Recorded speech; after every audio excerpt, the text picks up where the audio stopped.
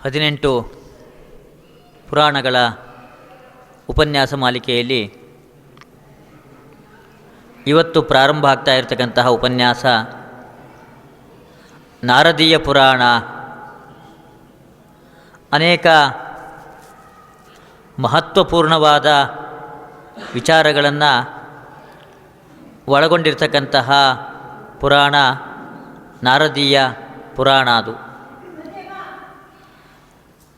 ಅದರ ಹೆಸರೇನೇ ತುಂಬ ಮಹತ್ವವನ್ನು, ಪುರಾಣದ ಮಹತ್ವವನ್ನು ಅದು ತಿಳಿಸಿಕೊಡತ್ತೆ. ನಾರದೀಯ, ನಾರದರಿಗೆ ಸಂಬಂಧಪಟ್ಟಿದ್ದು ಎಂಬುದಾಗಿ, ನಾರದರಿಗೆ ಹೇಳಿದ್ದು ಎಂಬುದಾಗಿ. ನಾರದ ಅಂತ ಹೇಳಿದರೆ ಜ್ಞಾನವನ್ನು ನೀಡೋರು ಎಂಬುದಾಗಿ ಅರ್ಥ. ನಾರಂ ದದಾತಿ, ಜ್ಞಾನವನ್ನು ನೀಡುತ್ತಾರೆ, ಆದ್ದರಿಂದಲೇ ಅವರಿಗೆ ನಾರದರು ಎಂಬುದಾಗಿ ಅವರಿಗೆ ಹೆಸರು. ಅವರಿಗೆ ಸಂಬಂಧಿಸಿದ ಪುರಾಣ, ಆದ್ದರಿಂದಲೇ ನಾರದೀಯ ಪುರಾಣ ಎಂಬುದಾಗಿ ಅದನ್ನು ಕರೀತಾರೆ. ಹೀಗೆ ಆ ಪುರಾಣದಿಂದ ಬಹಳಷ್ಟು ಜ್ಞಾನ ಸಂಪಾದನೆ ನಮಗೆ ಆಗತ್ತೆ ಅಂತ ಮಹತ್ವಪೂರ್ಣವಾಗಿರ್ತಕ್ಕಂತಹ ಪುರಾಣ ಅದು. ಈ ಪುರಾಣದ ಪ್ರವಚನವನ್ನು ಮಾಡಲಿಕ್ಕೆ ಬಂದಿರತಕ್ಕಂಥವರು ಪ್ರಾಯ ನಿಮಗೆಲ್ಲ ಹೆಚ್ಚಿನ ಪರಿಚಯ ಇಲ್ಲ ಅನಿಸತ್ತೆ. ಶ್ರೀಹರಿ ವಾಳ್ವೇಕರ್ ಎಂಬುದಾಗಿ ಅವರ ಹೆಸರು.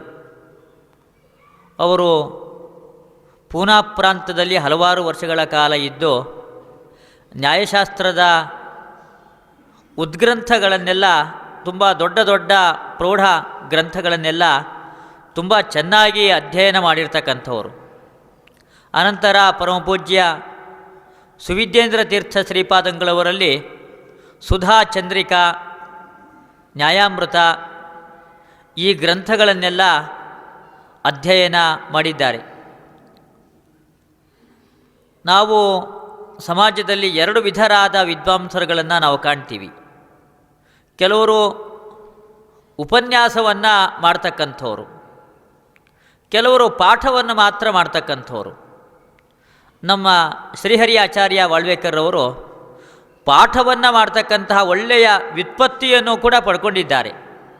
ಯಾವುದೇ ಶಾಸ್ತ್ರದ ಉದ್ಗ್ರಂಥಗಳನ್ನು, ಚಂದ್ರಿಕಾದಿ ಗ್ರಂಥಗಳನ್ನು ಕೊಟ್ಟರೂ ಕೂಡ ವ್ಯಾಖ್ಯಾನಗಳನ್ನೆಲ್ಲ ಓದಿ ತುಂಬ ಚೆನ್ನಾಗಿ ಪಾಠವನ್ನು ಮಾಡ್ತಕ್ಕಂತಹ, ಶಾಸ್ತ್ರದಲ್ಲಿ ಒಳ್ಳೆಯ ವ್ಯುತ್ಪತ್ತಿಯನ್ನು ಪಡೆದಿರ್ತಕ್ಕಂತಹ ವಿದ್ವಾಂಸರು, ಒಳ್ಳೆಯ ಉಪನ್ಯಾಸಕರು ಕೂಡ ಹೌದು.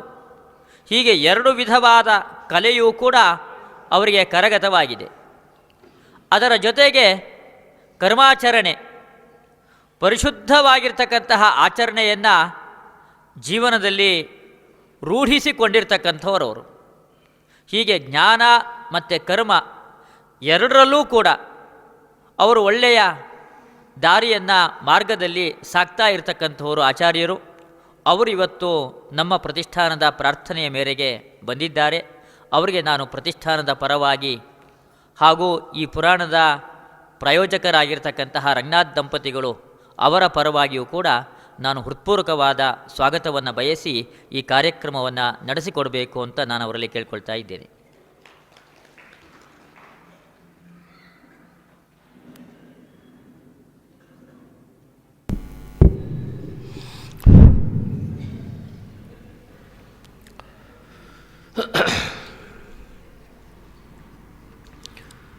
ಶ್ರೀ ಗುರುಭ್ಯೋ ನಮಃ.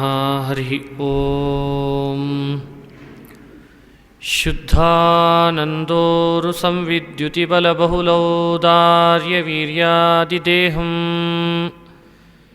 ಚಿಂತಾಸಂತಾಪಲೇಪೋದ್ಭವಮೃತಿಮುಖರಾಶೇಷದೋಷಾತಿದೂರಂ ಸದ್ಭಿರ್ವೈರಾಗ್ಯಭಕ್ತಿಶ್ರುತಿಮತಿನಿಯತಧ್ಯಾನಜಜ್ಞಾನಯೋಗಾತ್ ಗಮ್ಯಂ ವಂದೇ ಮುಕುಂದಾಭಿಧಮಮಲಮಲಂ ಬ್ರಹ್ಮವೇದಾಂತವೇದ್ಯಂ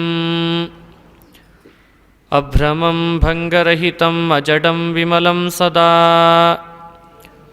ಆನಂದತೀರ್ಥಮತುಳಂ ಭಜೆ ತಾಪತ್ರಯಾಪಹಂ ಮೂಕೋಪಿ ಯತ್ಪ್ರಸಾದೇನ ಮುಕುಂದಶಯನಾಯತೆ ರಾಜರಾಜಾಯತೆ ರಿಕ್ತೋ ರಾಘವೇಂದ್ರಂ ತಮಾಶ್ರಯೇ.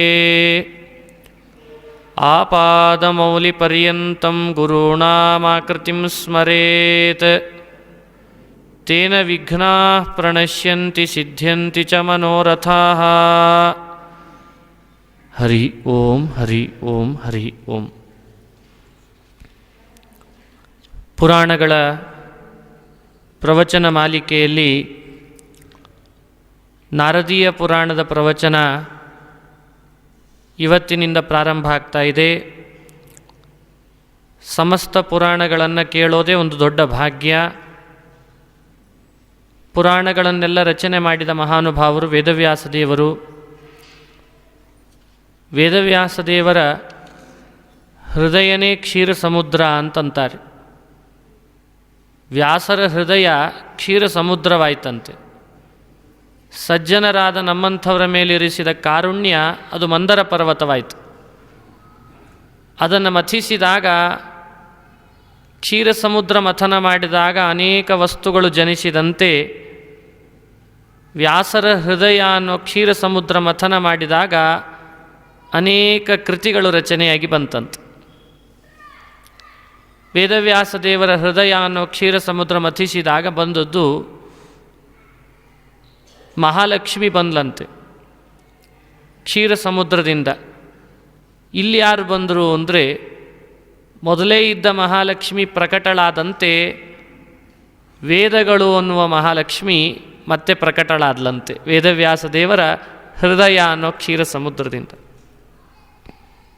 ಅದೇ ರೀತಿ ಮಹಾಭಾರತ ಅನ್ನುವ ಪಾರಿಜಾತ ಇವರ ಹೃದಯ ಕ್ಷೀರ ಸಮುದ್ರದಿಂದ ಜನಿಸ್ತಂತೆ. ಬ್ರಹ್ಮಸೂತ್ರಗಳು ಅನ್ನುವ ಅಮೃತ ಅದು ಇವರ ಹೃದಯ ಅನ್ನೋ ಕ್ಷೀರ ಸಮುದ್ರದಿಂದ ಜನಿಸಿತು. ಹಾಗೆ ಪುರಾಣಗಳು ಅನ್ನುವಂತಹ ಚಂದ್ರ ಇವರ ಹೃದಯ ಅನ್ನೋ ಕ್ಷೀರ ಸಮುದ್ರದಿಂದಲೇ ಜನಿಸಿತು ಅಂತ ವರ್ಣನೆ ಮಾಡ್ತಾರೆ. ಇತಯೇವ ಪುರಾಣ ಗೌರಗೌಃ ಸಮಹಾಭಾರತ ಪಾರಿಜಾತಕೆ ಸತಿ ಜಾತವತಿವ್ಯಜಾಯತ ಪ್ರವರಂ ಸೂತ್ರಗಣಾಮೃತಂ ಸ್ವಯಂ.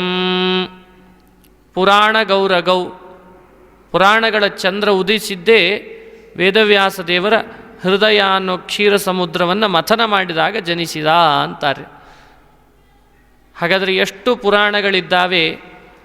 ಆ ಎಲ್ಲ ಪುರಾಣಗಳ ಸ್ಥಾನ ಚಂದ್ರನ ಸ್ಥಾನ.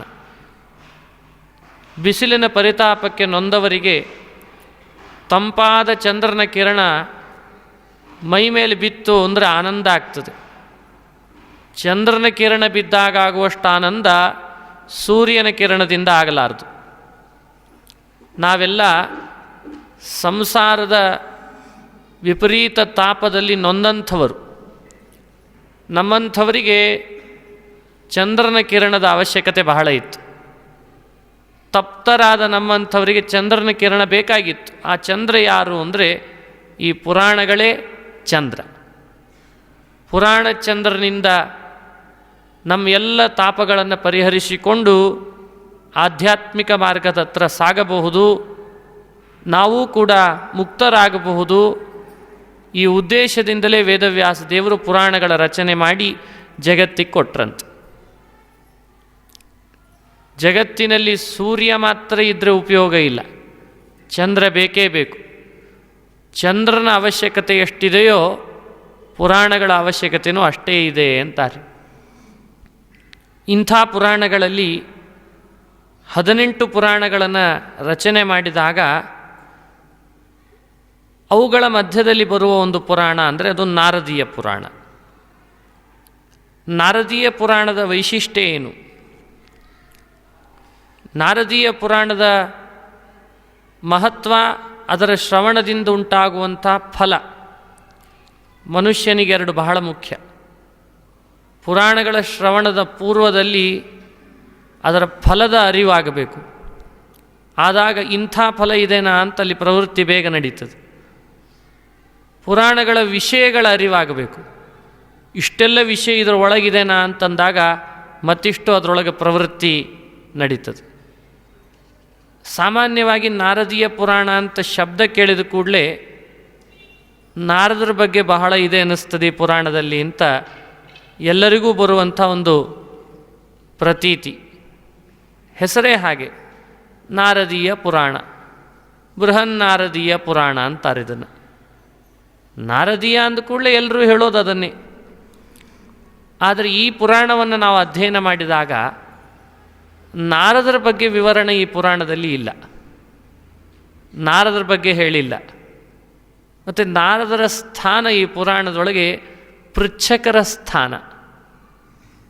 ಪುರಾಣ ಹೇಳಿದವರು ಯಾರು ಅಂತ ಕೇಳಿದರೆ ಸನಕ, ಸನಂದನ, ಸನತ್ಕುಮಾರ, ಸನಾತನ ಬ್ರಹ್ಮಮಾನಸ ಪುತ್ರರು ನಾರದರ ಅಣ್ಣಂದರು. ನಾರದರು ಹುಟ್ಟಿದ್ದು ಚತುರ್ಮುಖ ಬ್ರಹ್ಮದೇವರಿಂದ, ಅವರ ಮನಸ್ಸಿನಿಂದ ಜನಿಸಿದರು. ಪೂರ್ವದಲ್ಲಿ ಸನಕ, ಸನಂದನ, ಸನತ್ಕುಮಾರ ಅಂತ 4 ಜನ ಮೊದಲೇ ಜನಿಸಿದ್ದರು. ಆ 4 ಜನ ನಾರದರಿಗೆ ಅಣ್ಣಂದಿರಾಗಬೇಕು. ಅಣ್ಣಂದಿರನ್ನು ತಮ್ಮ ಪ್ರಶ್ನೆ ಕೇಳಿದ. ಅಣ್ಣ ತಮ್ಮ ಪ್ರಶ್ನೆ ಮತ್ತು ಉತ್ತರಗಳೇ ಪುರಾಣವಾಗಿತ್ತು. ಅಣ್ಣ ತಮ್ಮಂದಿರ ಸಂವಾದ ಹೆಸರು ಪಡೆಯುವಾಗ ಮಾತ್ರ ಪ್ರಶ್ನೆ ಕೇಳುವರ ಹೆಸರೇ ಪುರಾಣಕ್ಕೆ ಬಂತು. ಎಷ್ಟು ವಿಚಿತ್ರ ನೋಡ್ರಿ. ಪ್ರಶ್ನೆ ಕೇಳುವ ಸ್ಥಾನದಲ್ಲಿದ್ದ ನಾರದರ ಹೆಸರು ಪುರಾಣಕ್ಕೆ ಇಟ್ಟುಬಿಟ್ರು. ಕಾರಣವನ್ನು ಸ್ಪಷ್ಟ ಉಲ್ಲೇಖ ಮಾಡಿಲ್ಲ. ನಾವೇ ಹೀಗೆ ತಿಳ್ಕೊಳ್ಬಹುದು. ಸನತ್ಕುಮಾರ ಪುರಾಣ, ಸನಾತನ ಪುರಾಣ, ಸನಂದನ ಪುರಾಣ ಅಂತ ಹೇಳಿದವರ ಹೆಸರು ಹೇಳಲಿಕ್ಕೆ ಹೋಗಿದ್ರೆ 4 ಬೇರೆ ಬೇರೆ ಆಗಿಬಿಡ್ತಿತ್ತು. ಅದಕ್ಕೆ ಉಪಾಯ ಮಾಡಿದರು. ಹೆಸರಿಡುವಾಗ ಒಬ್ಬ ಪ್ರಸಿದ್ಧ ವ್ಯಕ್ತಿಗಳ ಹೆಸರಿಟ್ಟಾಗ ಅದಕ್ಕೆ ಮಹತ್ವನೂ ಇರ್ತದೆ, ಹೆಸರಿನಿಂದ ವ್ಯಕ್ತಿಗಳಿಗೂ ಒಂದು ಶೋಭೆ ಬರ್ತದೆ. ಕೃತಿ ರಚಿಸಿದವರಂತೂ ವ್ಯಾಸರಾದ್ದರಿಂದ ವೇದವ್ಯಾಸ ದೇವರಿಗೆ ನಾರದರ ಮೇಲೆ ಸ್ವಲ್ಪ ಪ್ರೀತಿನೂ ಜಾಸ್ತಿ. ನಾರದರು ವೇದವ್ಯಾಸ ದೇವರ ಶಿಷ್ಯರೂ ಹೌದು, ವಾಯುದೇವರ ಶಿಷ್ಯರೂ ಹೌದು. ವಾಯು ಶಿಷ್ಯ, ವ್ಯಾಸ ಶಿಷ್ಯ. ಶಿಷ್ಯನ ಮೇಲೆ ಗುರುಗಳಿಗಿರುವ ಪ್ರೀತಿ ಎಂಥದ್ದು ಅಂತ ನೋಡಬಹುದು. ಪೃಚ್ಛಕ ಸ್ಥಾನದಲ್ಲಿದ್ದರೂ ಕೂಡ ನಾರದರನ್ನು ಪುರಾಣದ ಹೆಸರನ್ನಾಗಿ ಅವರದನ್ನೇ ಇಟ್ಟು ಜಗತ್ತಿಗೆ ಶಿಷ್ಯನ ಪ್ರಸಿದ್ಧಿ ತಂದುಕೊಟ್ರು. ಈ ತರಹ ಅದನ್ನು ನಾವು ಅರ್ಥೈಸ್ಕೊಳ್ಬೋದು. ಬ್ರಹ್ಮಸೂತ್ರಗಳನ್ನು ರಚನೆ ಮಾಡಿದ ವ್ಯಾಸರು ಬ್ರಹ್ಮಸೂತ್ರಗಳಲ್ಲಿ ಕೆಲವು ಕಡೆ ಜೈಮಿನಿ ಅನ್ನೋ ಶಬ್ದ ಬಳಕೆ ಮಾಡ್ತಾರೆ, ಕಾಶಕೃತ್ಸ್ನ ಅನ್ನೋ ಶಬ್ದವನ್ನು ಬಳಕೆ ಮಾಡ್ತಾರೆ. ಅದಕ್ಕೆ ಭಾಷ್ಯ ರಚಿಸಿದಾಗ ಆಚಾರ್ಯರಂತಾರೆ, ಕಾಶಕೃತ್ಸ್ನ, ಜೈಮಿನಿ ಶಬ್ದಗಳನ್ನು ಯಾಕೆ ಬಳಕೆ ಮಾಡ್ತೀರಿ, ಏನು ಕಾರಣ ಅಂದರೆ ನಮ್ಮ ಶಿಷ್ಯರು ಒಂದಿಷ್ಟು ಪ್ರಸಿದ್ಧಿಗೆ ಬರಲಿ ಅಂತ ಅವ್ರ ಹೆಸರನ್ನು ಸೂತ್ರದಲ್ಲಿ ಬಳಕೆ ಮಾಡ್ತೇನೆ ಅಂತಾರೆ. ವ್ಯಾಸರ ಹೃದಯವನ್ನು ಪರಿಪೂರ್ಣ ಅರ್ಥೈಸಿಕೊಂಡ ಮಧ್ವರು ಹೇಳುವಾಗ ಶಿಷ್ಯರಿಗೆ ಸ್ವಲ್ಪ ಹೆಚ್ಚಿನ ಪ್ರಸಿದ್ಧಿ ಬರಲಿ ಅಂತ ಹೇಳಿದ ಹಾಗೆ ಬಹುಶಃ ಪುರಾಣದೊಳಗೆ ನಾರದರ ಬಗ್ಗೆ ಯಾವ ಉಲ್ಲೇಖ ಅಥವಾ ಅವರ ಕಥೆಯ ಬಗ್ಗೆ ವಿವರ ಇಲ್ಲದಿದ್ದರೂ ಪೃಚ್ಛಕರಾಗಿದ್ದಾರಲ್ಲ ಅವರಿಗೊಂದಿಷ್ಟು ಪ್ರಸಿದ್ಧಿ ಬರಲಿ ಅನ್ನೋ ಉದ್ದೇಶದಿಂದಲೋ ಏನೋ ಎಂಬಂತೆ ಈ ಪುರಾಣಕ್ಕೆ ನಾರದೀಯ ಪುರಾಣ ಅನ್ನೋ ಹೆಸರು ಬಂದಿದೆ. ಇನ್ನು ಸನಕ, ಸನಂದನ, ಸನತ್ಕುಮಾರರು ಉತ್ತರ ಹೇಳಿದವರು 4 ಜನ ಇದ್ದದ್ದಕ್ಕೆ 4 ಜನ ಹೆಸರು ತಗೊಂಡು ಪುರಾಣ ಮಾಡಿದರೆ ಅವು 4 ಬೇರೆ ಪುರಾಣ ಆಗುವ ಸಂಭವ ಇತ್ತು. ಅಥವಾ 4 ಹೆಸರನ್ನು ಉಲ್ಲೇಖ ಮಾಡಿದರೆ ಹೆಸರು ಸ್ವಲ್ಪ ದೊಡ್ಡದಾಗ್ತಿತ್ತು. ಇವೆಲ್ಲ ಮನಸ್ಸಿನಲ್ಲಿಟ್ಟುಕೊಂಡು ಬಹುಶಃ ವ್ಯಾಸರು ಪೃಚ್ಛಕರಾಗಿ ಇದ್ದಂಥ ನಾರದರ ಹೆಸರನ್ನು ಮಾತ್ರ ಉಲ್ಲೇಖ ಮಾಡಿ ಈ ಪುರಾಣದ ಹೆಸರು ಬೃಹನ್ನಾರದೀಯ ಅಂತಂದುಬಿಟ್ರಂತೆ. ಹೀಗೆ ನಾರದ ಪುರಾಣ ಅನ್ನೋ ಹೆಸರಿನ ಮಹತ್ವವನ್ನು ನಾವು ನೋಡಿದ್ವಿ. ಇನ್ನು ನಾರದ ಪುರಾಣದೊಳಗೆ ಈ ಪುರಾಣದ ವೈಶಿಷ್ಟ್ಯವನ್ನು ಹೇಳುವಾಗ ಒಂದು ಸ್ವಾರಸ್ಯ ನಾವು ಅರ್ಥೈಸಿಕೊಳ್ಬೇಕು. 18 ಪುರಾಣಗಳ ಸಾರ ನಾರದ ಪುರಾಣಗಳಲ್ಲಿ ಒಂದು ಕಡೆ ಬರ್ತದೆ. ಹಾಗಾದರೆ ನಮ್ಮ ಭಾಗ್ಯ ಅಂತ ಭಾವಿಸೋಣ. ಉಳಿದ ಪುರಾಣಗಳ ಪ್ರವಚನ ಹೇಳುವ ಬೇರೆ ಬೇರೆ ವಿದ್ವಾಂಸರಿಗಿರುವಕ್ಕಿಂತ ಹೆಚ್ಚಿನ ಭಾಗ್ಯ ನನ್ನ ಭಾಗ್ಯ. ಯಾಕೆಂದರೆ ಅವರಿಗೆ ಆ ಪುರಾಣಗಳನ್ನು ಮಾತ್ರ ಹೇಳುವ ಭಾಗ್ಯ ಇದ್ದರೆ ನಾರದ ಪುರಾಣ ಹೇಳುವ ನಮಗೆ 18 ಪುರಾಣಗಳ ಸಾರ ಇಲ್ಲಿ ಅಡಕಾಗಿದೆ. 18 ಪುರಾಣಗಳನ್ನು ಹೇಳಿದ ಪುಣ್ಯ ಬರಬೇಕಲ್ಲ, ಅದು ನಾರದ ಪುರಾಣದಿಂದ ಬರ್ತದೆ. ಹೇಳುವವರಿಗಿದೆ ಅಂದಮೇಲೆ ಕೇಳುವವರಿಗೆ ಸಹಜ ಆ ಪುಣ್ಯ ಸಂಚಯಿಸಲೇಬೇಕು. 18 ಪುರಾಣಗಳ ಸಾರವೂ ಈ ಪುರಾಣದಲ್ಲಿ ಒಳಗೊಂಡಿದೆ. ಅಷ್ಟೇ ಅಲ್ಲ, ಇನ್ನೊಂದು ಈ ಪುರಾಣದ ವೈಶಿಷ್ಟ್ಯ, ಇಲ್ಲಿ ನಾರದರು ಪೃಚ್ಛಕರಾಗಿ ಇದ್ದುಕೊಂಡು ಏನು ಸನಕಾದಿಗಳನ್ನು ಪ್ರಶ್ನಿಸಿ ಉತ್ತರ ತಗೊಳ್ತಾರೆ, ಅದು ಪೂರ್ವ ಭಾಗ, ಉತ್ತರ ಭಾಗ ಅಂತ. ನಾರದ ಪುರಾಣ 2 ಭಾಗ ಇದೆ, ಒಂದು ಪೂರ್ವ ಭಾಗ, ಇನ್ನೊಂದು ಉತ್ತರ ಭಾಗ. ಪೂರ್ವ ಭಾಗದಲ್ಲಿ ನಾರದರಿಗೂ ಸನಕಾದಿಗಳಿಗೂ ನಡೆದ ಸಂವಾದ. ಉತ್ತರ ಭಾಗದಲ್ಲಿ ಮಾತ್ರ ಸ್ವಲ್ಪ ವ್ಯತ್ಯಾಸ ಆಯಿತು ನಾರದ ಪುರಾಣ. ಆ ಉತ್ತರ ಭಾಗದೊಳಗೆ ಹೇಳುವಾಗ ಅದು ಮಾಂಧಾತ ಅಂತ ಒಬ್ಬ ಚಕ್ರವರ್ತಿ, ಒಬ್ಬ ರಾಜ, ಮಾಂಧಾತ ರಾಜನಿಗೆ ಹೇಳಿದಂಥ ಭಾಗ ಅಂತ ಅದನ್ನು ವರ್ಣನೆ ಮಾಡ್ತಾರೆ.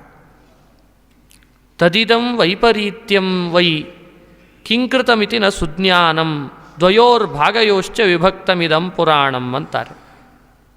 ಉತ್ತರ ಭಾಗೇ ಮಾಂಧಾತ ಪ್ರಷ್ಟ ವಸಿಷ್ಠಶ್ಚ ಪ್ರವಕ್ತ ಅಂತಂದರು. ವಸಿಷ್ಠ ಋಷಿಗಳು ಹೇಳ್ತಾರೆ, ಮಾಂಧಾತ ಚಕ್ರವರ್ತಿ ಕೇಳ್ತಾನೆ. ಹೀಗಾಗಿ ಉತ್ತರ ಭಾಗ ನಾರದರಿಗೆ ಸಂಬಂಧನೇ ಇಲ್ಲ. ಕೆಲವರು ನಾರದ ಪುರಾಣವನ್ನು ಸಂಶೋಧನೆ ಮಾಡುವಾಗ ಬಹುಶಃ ಉತ್ತರ ಭಾಗ ಈ ಪುರಾಣಕ್ಕೆ ಸೇರಿದ್ದೋ ಹೌದೋ ಅಲ್ಲೋ ಅನ್ನುವ ಒಂದು ಗೊಂದಲವೂ ಇದೆ. ಪೂರ್ವ ಭಾಗ ಸುಲಲಿತವಾಗಿ ನಾರದರಿಗೂ ಸನತ್ಕಾದಿಗಳಿಗೂ ಸಂವಾದ ಅನ್ನೋದು ಸ್ಪಷ್ಟ ಆಗಿ ಅಲ್ಲಿ ಗ್ರಂಥ ಮುಕ್ತಾಯ ಆಗಿಬಿಡ್ತದೆ. ಉತ್ತರ ಭಾಗ ಮಾಂಧಾತ ಮತ್ತು ವಸಿಷ್ಠರಿಗೆ ಹೊಸ ಸಂವಾದ, ಹೊಸ ವಿಷಯಗಳ ಪರಿಚಯಿಸ್ತದೆ. ಹೀಗಾಗಿ ಅದು ನೈಜ ಈ ಪುರಾಣಕ್ಕೆ ಸೇರಿದ ಭಾಗ ಅಂತ ಅನ್ನೋದನ್ನು ಸ್ವಲ್ಪ ವಿಮರ್ಶೆ ನಾವು ಮಾಡಬೇಕಾದ ಅವಶ್ಯಕತೆ ಇದೆ. ಈಗಾಗಲೇ ತಮಗೆ ಪುರಾಣಗಳ ಪ್ರವಚನ ಕೇಳಿ ಅಭ್ಯಾಸ ಇದ್ದದ್ದರಿಂದ ಈ ವ್ಯಾಸರು ರಚನೆ ಮಾಡಿದ ಪುರಾಣಗಳಲ್ಲಿ ಎಷ್ಟು ಅನಾಹುತಗಳಾಗ್ಯಾವ ಅನ್ನೋದು ನಿಮಗೆಲ್ಲ ಸಾಮಾನ್ಯವಾಗಿ ಗೊತ್ತೇ ಇರ್ತದಾದ್ದರಿಂದ ಅದನ್ನು ಬಹಳ ವಿವರಣೆ ಮಾಡಲಿಕ್ಕೆ ನಾನು ಹೋಗೋದಿಲ್ಲ. ಪುರಾಣಗಳ ಮಾಧ್ಯಮ ಮನುಷ್ಯನ ಮನಸ್ಸಿನೊಳಗೆ ಭಗವಂತನಲ್ಲಿ ಭಕ್ತಿ ಮೂಡಲಿಕ್ಕಾಗಿರಬೇಕೇ ಹೊರತು ಪುರಾಣಗಳ ಮಾಧ್ಯಮ ಸಂಶೋಧನೆಯ ಗೊಂದಲ ಹುಟ್ಟಿಸ್ಲಿಕ್ಕಾಗಬಾರ್ದು. ಅದನ್ನೇ ಮಾಡಲಿಕ್ಕಾಗಿ ಬೇಕಾದಷ್ಟು ಕೇಂದ್ರಗಳಿದ್ದಾವೆ, ಅದಕ್ಕಾಗಿ ವರ್ಗ ಇದೆ. ಇವತ್ತಿನ ನಮ್ಮ ಹೊರಗಿನ ಸಾಂಸಾರಿಕ ಪ್ರಪಂಚದಲ್ಲೇ ಸದಾ ಮುಳುಗಿದ ನಮ್ಮಂಥವರಿಗೆ ಸ್ವಲ್ಪ ನಾವು ಭಗವಂತನ ಕಡೆಗೆ ವಾಲಲಿಕ್ಕೆ ಬೇಕಾದ ರೀತಿಯಲ್ಲಿ ಪುರಾಣಗಳನ್ನು ಅಧ್ಯಯನ ಮಾಡಿದ್ದ ವಿಷಯಗಳಲ್ಲಿ ಆರಿಸಿ ಕೆಲವು ವಿಷಯಗಳನ್ನು ಜಗತ್ತಿಗೆ ಕೊಟ್ಟಾಗ ಹೌದು ಪುರಾಣ ನಮ್ಮನ್ನು ಬೇರೆ ಕಡೆಯಲ್ಲಿ ಸಾಗಿಸ್ತದೆ ಅಂತನೋ ಅನುಭವ ನಮಗಾದರೆ ಸಾಕು. ಈ ನಿಟ್ಟಿನಲ್ಲಿ ನಾನು ಪುರಾಣಗಳ ಪ್ರವಚನವನ್ನು ಮಾಡ್ತೇನೆ. ಇನ್ನು ಇದೇ ಪುರಾಣದೊಳಗೆ ವೈಶಿಷ್ಟ್ಯಗಳನ್ನು ನಾವು ಅರ್ಥೈಸಿಕೊಳ್ಳುವಾಗ ಒಂದು ಪುರಾಣ ಅಂತ ಆಗಬೇಕಾದ್ರೆ ಅದಕ್ಕೆ 10 ಲಕ್ಷಣಗಳಿರಬೇಕು. ಒಂದು ಪುರಾಣ ಅಂತ ಆಗಬೇಕಾದ್ರೆ ಅದಕ್ಕೆ 10 ಲಕ್ಷಣ ಇರಬೇಕು ಅಂತ ವ್ಯಾಖ್ಯಾನ ಮಾಡಿ ತಿಳಿಸ್ತಾರೆ. ಪುರಾಣಗಳ ಲಕ್ಷಣ ಎಲ್ಲ ಪುರಾಣಗಳಲ್ಲೂ ಬರೋದಿಲ್ಲ, ಕೆಲವೇ ಪುರಾಣಗಳಲ್ಲಿ ಬರ್ತದೆ. ಭಾಗವತ ಪುರಾಣದೊಳಗೆ ಪುರಾಣ ಅಂತಾಗಬೇಕಾದ್ರೆ ಏನು ಲಕ್ಷಣ ಇರಬೇಕು ಅಂತ ಕೇಳಿದಾಗ 10 ಲಕ್ಷಣಗಳನ್ನು ವಿವರಣೆ ಮಾಡ್ತಾರೆ. ನೋಡಿ, ಒಂದು ಪುರಾಣ ಅಂದರೆ ಇಷ್ಟಿರಬೇಕು ಅಂತ ಬರೆದಿದ್ದಾರೆ. ಸರ್ಗ, ವಿಸರ್ಗ, ವೃತ್ತಿ, ರಕ್ಷಾ, ಮನ್ವಂತರ, ವಂಶ, ವಂಶಾನುಚರಿತ, ಸಂಸ್ಥ, ಹೇತು, ಅಪಾಶ್ರಯ. ಈ 10 ಲಕ್ಷಣಗಳು ಯಾವುದರಲ್ಲಿ ಇರ್ತದೋ ಅದು ಪುರಾಣ. ಈ 10 ಎಲ್ಲಿ ಇಲ್ಲವೋ ಅದು ಪುರಾಣ ಅಲ್ಲ ಅಂತ ವ್ಯಾಖ್ಯಾನ ಮಾಡ್ತೀವಿ. ಹಾಗಾದರೆ ನಾವು ಯಾವುದಾದ್ರೂ ಒಂದು ಕೃತಿಯನ್ನು ರಚನೆ ಮಾಡಿ ಬರೆದಿಟ್ಟು ನಮ್ಮದನ್ನು ಕೂಡ ಇದು ಪುರಾಣ ಅಂತ ಕರೀರಿ ಅಂದರೆ ಕರೀಲಿಕ್ಕೆ ಸಾಧ್ಯ ಇಲ್ಲ. ಏಕೆ, ಪುರಾಣ ಅಂತ ಆಗಬೇಕಾದ್ರೆ ಇಂತಿಷ್ಟು ಇರಲೇಬೇಕು ಅಂತ ಹೇಳಿದೆ, ವ್ಯಾಸರೇ ಹೇಳಿದ್ದಾರೆ. ಸರ್ಗ ಸೃಷ್ಟಿ ಬಗ್ಗೆ ಇರಲೇಬೇಕು. ವಿಸರ್ಗ, ಸರ್ಗ ಅಂದರೆ ಸೃಷ್ಟಿ.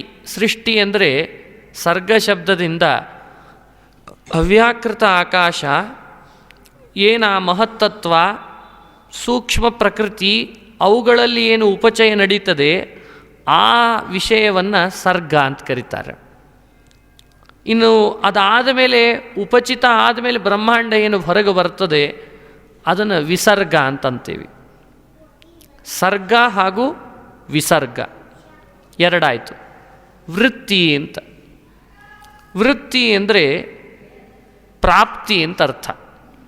ಎಲ್ಲ ಜೀವರಿಗೆ ದೇಹ ಹೇಗೆ ಬರ್ತದೆ ಅನ್ನುವ ವಿಷಯವನ್ನು ಪ್ರತಿ ಪುರಾಣಗಳಲ್ಲಿ ಪ್ರಸ್ತಾಪ ಮಾಡಿದ್ದಾರೆ ವೇದವ್ಯಾಸದೇವರು.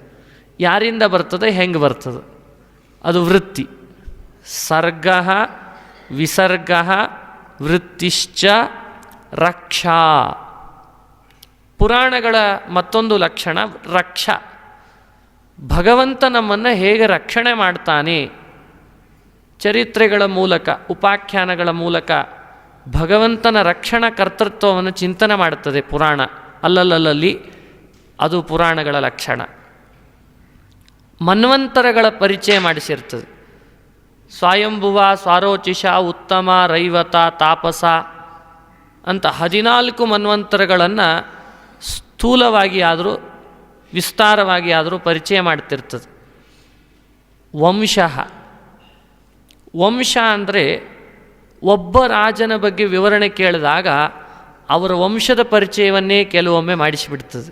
ಅವನು ಅವ್ರ ಮಗ, ಅವನವ್ರ ಮಗ, ಅವನು ಅವ್ರ ಮಗ ಅಂತ ಪರಿಚಯ ಮಾಡಿಸ್ತಾ ಹೋಗ್ತದೆ. ಇದು ವಂಶಃ. ಹಾಗೂ ವಂಶಾನುಚರಿತಂ. ವಂಶ ಅನುಚರಿತಂ ಅಂದರೆ ಈ ವಂಶದ ಬೆಳವಣಿಗೆಗೆ ಹಿನ್ನೆಲೆಯಲ್ಲಿರುವ ಚರಿತ್ರೆ ಏನು. ಅವ್ರವ್ರ ಮಗ ಅಂತ ಹೇಳ್ತಾ ಹೋಗೋದು ವಂಶ ಆಯಿತು. ಅದರ ಹಿನ್ನೆಲೆಯಲ್ಲಿ ಯಾರ್ದಾದ್ರೂ ಚರಿತ್ರೆ, ಭಗೀರಥನ ಬಗ್ಗೆ ಹೇಳುವಾಗ ಭಗೀರಥನ ಚರಿತ್ರೆ ಹೇಳಿಬಿಡೋದು, ಅದನ್ನು ತಂದು ಗಂಗೆಯ ಉತ್ಪತ್ತಿಯಲ್ಲಿ ಜೋಡಿಸಿಬಿಡೋದು. ಗಂಗೆ ಹೇಗೆ ಉತ್ಪತ್ತಿ ಆದಲು ಅಂತಾಗ ಭಗೀರಥನಿಂದ, ಭಗೀರಥ ಯಾರು ಅಂತ ಕೇಳಿದಾಗ ಸಗರನ ವಂಶದಲ್ಲಿ ಬಂದವ, ಸಾಗರರು, ಹೀಗೆ ಚರಿತ್ರೆಗಳನ್ನು ಸೇರಿಸ್ತಾ ವರ್ಣಿಸ್ತಾರೆ. ಇದಕ್ಕೆ ವಂಶಾನುಚರಿತ ಅಂತಾರೆ. ವಂಶವನ್ನು ಅನುಸರಿಸಿ ಪ್ರಾಸಂಗಿಕವಾಗಿ ಬೇಕಾದ ಚರಿತ್ರೆಗಳನ್ನು ಹೆಣೆದುಕೊಡೋದನ್ನು ವಂಶಾನುಚರಿತ. ನೆನಪಿಟ್ಟುಕೊಳ್ಬೇಕಾದ ಅಂಶ ಸರ್ಗ, ವಿಸರ್ಗ, ವೃತ್ತಿ, ರಕ್ಷಾ, ಮನ್ವಂತರ, ವಂಶ, ವಂಶಾನುಚರಿತ. ಸಂಸ್ಥ ಇದೊಂದು 8ನೇದ್ದು. ಸಂಸ್ಥ ಅಂದರೆ ಪ್ರಳಯ ನಡೆಯುವ ವಿಷಯವನ್ನು ಪ್ರಸ್ತಾಪಪಡಿಸಿದರೆ ಅದಕ್ಕೆ ಸಂಸ್ಥ ಅಂತ ಕರೀತಾರೆ. ಪ್ರತಿ ಪುರಾಣದಲ್ಲಿ ಒಂದಲ್ಲ ಒಂದು ರೀತಿಯಿಂದ ಸೃಷ್ಟಿ ಹಾಗೂ ಪ್ರಳಯ ಇವೆರಡರ ವರ್ಣನೆ ಇದ್ದೇ ಇರ್ತದಂತೆ. ಹೀಗಾಗಿ ಅದು ಸಂಸ್ಥ. ಹೇತು 9ನೇದ್ದು. ಹೇತು ಅಂದರೆ ಸುಖ ಮತ್ತು ದುಃಖಗಳು ನಮಗೆ ಬರ್ತಾವಲ್ಲ, ಬರಲಿಕ್ಕೆ ಕಾರಣ ಯಾರು ಅಂತ ವಿಮರ್ಶೆ ಮಾಡಿ ಅದು ಭಗವಂತ ಅಂತ ತಿಳಿಸಿ ಅವನ ಅನುಗ್ರಹ ಆಗಬೇಕು ಅಂತ ಪರ್ಯವಸಾನ ಮಾಡ್ತಾರೆ. ಕಾರಣಗಳ ವಿಮರ್ಶೆಯನ್ನು ಮಾಡೋದು. ಕರ್ಮ, ಅದಕ್ಕೆ ಕಾರಣ ಯಾರು, ಪಾಪ ಪುಣ್ಯ ಅವುಗಳಿಗೆ ಕಾರಣ ಏನು, ನಾವು ಯಾವ ತರಹ ಅವುಗಳಿಂದ ಆಗ್ತೇವೆ, ಇವನ್ನೆಲ್ಲ ಪರಿಚಯಿಸಲಿಕ್ಕೆ ಹೇತು ಅಂತಾರೆ. ಹಾಗೆ ಅಪಾಶ್ರಯ ಅಂದರೆ ಭಗವಂತನನ್ನು ಅಪಾಶ್ರಯ ಅಂತ ಕರೀತಾರೆ. ದೇವರು ಮತ್ತೊಬ್ಬರನ್ನು ಆಶ್ರಯಿಸಿಲ್ಲ, ಅವನೇ ಎಲ್ಲರಿಗೂ ಆಶ್ರಯ. ಅವನನ್ನು ಆಶ್ರಯಿಸಿಕೊಂಡು ಜಗತ್ತು ಬದುಕ್ತಾ ಇದೆ. ಅವನ ಮಹಿಮೆಯನ್ನು ಅಪಾರವಾಗಿ ತಿಳಿಸುವ ವಿಷಯ ಬರ್ತದಾದ್ದರಿಂದ ಅದಕ್ಕೆ ಅಪಾಶ್ರಯ. ಹೀಗೆ ಸರ್ಗ, ವಿಸರ್ಗ, ವೃತ್ತಿಶ್ಚ, ರಕ್ಷಾ, ಅಂತರಾಣಿ ಚ, ವಂಶ, ವಂಶಾನುಚರಿತ, ಸಂಸ್ಥಾ, ಹೇತು, ಅಪಾಶ್ರಯ. 10 ಈ ಏನು ಧರ್ಮಗಳನ್ನು ನಾನು ತಿಳಿಸಿದೆ, ಇವು ಯಾವ್ಯಾವ ಪುರಾಣಗಳಲ್ಲಿ ನಾವು ಅನ್ವಯಿಸ್ಲಿಕ್ಕೆ ಬರ್ತದೆ. ಅನ್ವಯಿಸಿ ನೋಡಿದಾಗ ಅವೆಲ್ಲವೂ ಪುರಾಣ ಪುರಾಣ ಅನ್ನೋ ಶಬ್ದದಿಂದ ಕರೆಸ್ಕೊಳ್ತದೆ. ಈ 10ರಲ್ಲಿ ಒಂದಿಲ್ಲದೆ ಇದ್ದಿದ್ದರೂ ಅದು ಪುರಾಣ ಅಲ್ಲ. ಹೀಗೆ ಭಾಗವತ ಪುರಾಣ ಲಕ್ಷಣಗಳನ್ನು ತಿಳಿಸಿ ಪ್ರತಿ ಪುರಾಣಗಳನ್ನು ಹೀಗೆ ಅರ್ಥೈಸ್ಕೊಳ್ರಿ ಅಂತ ಹೇಳ್ತಾರೆ. ಭಾಗವತ ಮಾಡಿದ ಉಪಕಾರ ಒಂದು, ಮಧ್ವಾಚಾರ್ಯ ಮಾಡಿದ ಉಪಕಾರ ಮತ್ತೊಂದು.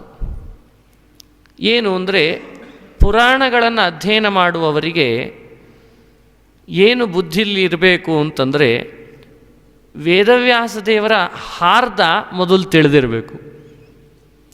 ಪುರಾಣ ರಚಿಸಿದ ವ್ಯಾಸರ ಹಾರ್ದ ಅವರಿಗೆ ತಿಳಿಯದೇ ಇದ್ದಾಗ ಪುರಾಣಗಳನ್ನು ಅಧ್ಯಯನ ಮಾಡುವ ದಾರಿ ತಪ್ಪುವ ಸಂಭವ ಇರ್ತದೆ. ಭಾಳ ವಿಚಿತ್ರ. ನಾನು ಇದಕ್ಕೊಂದು ದೃಷ್ಟಾಂತ ಕೊಡ್ತಿರ್ತೀನಿ.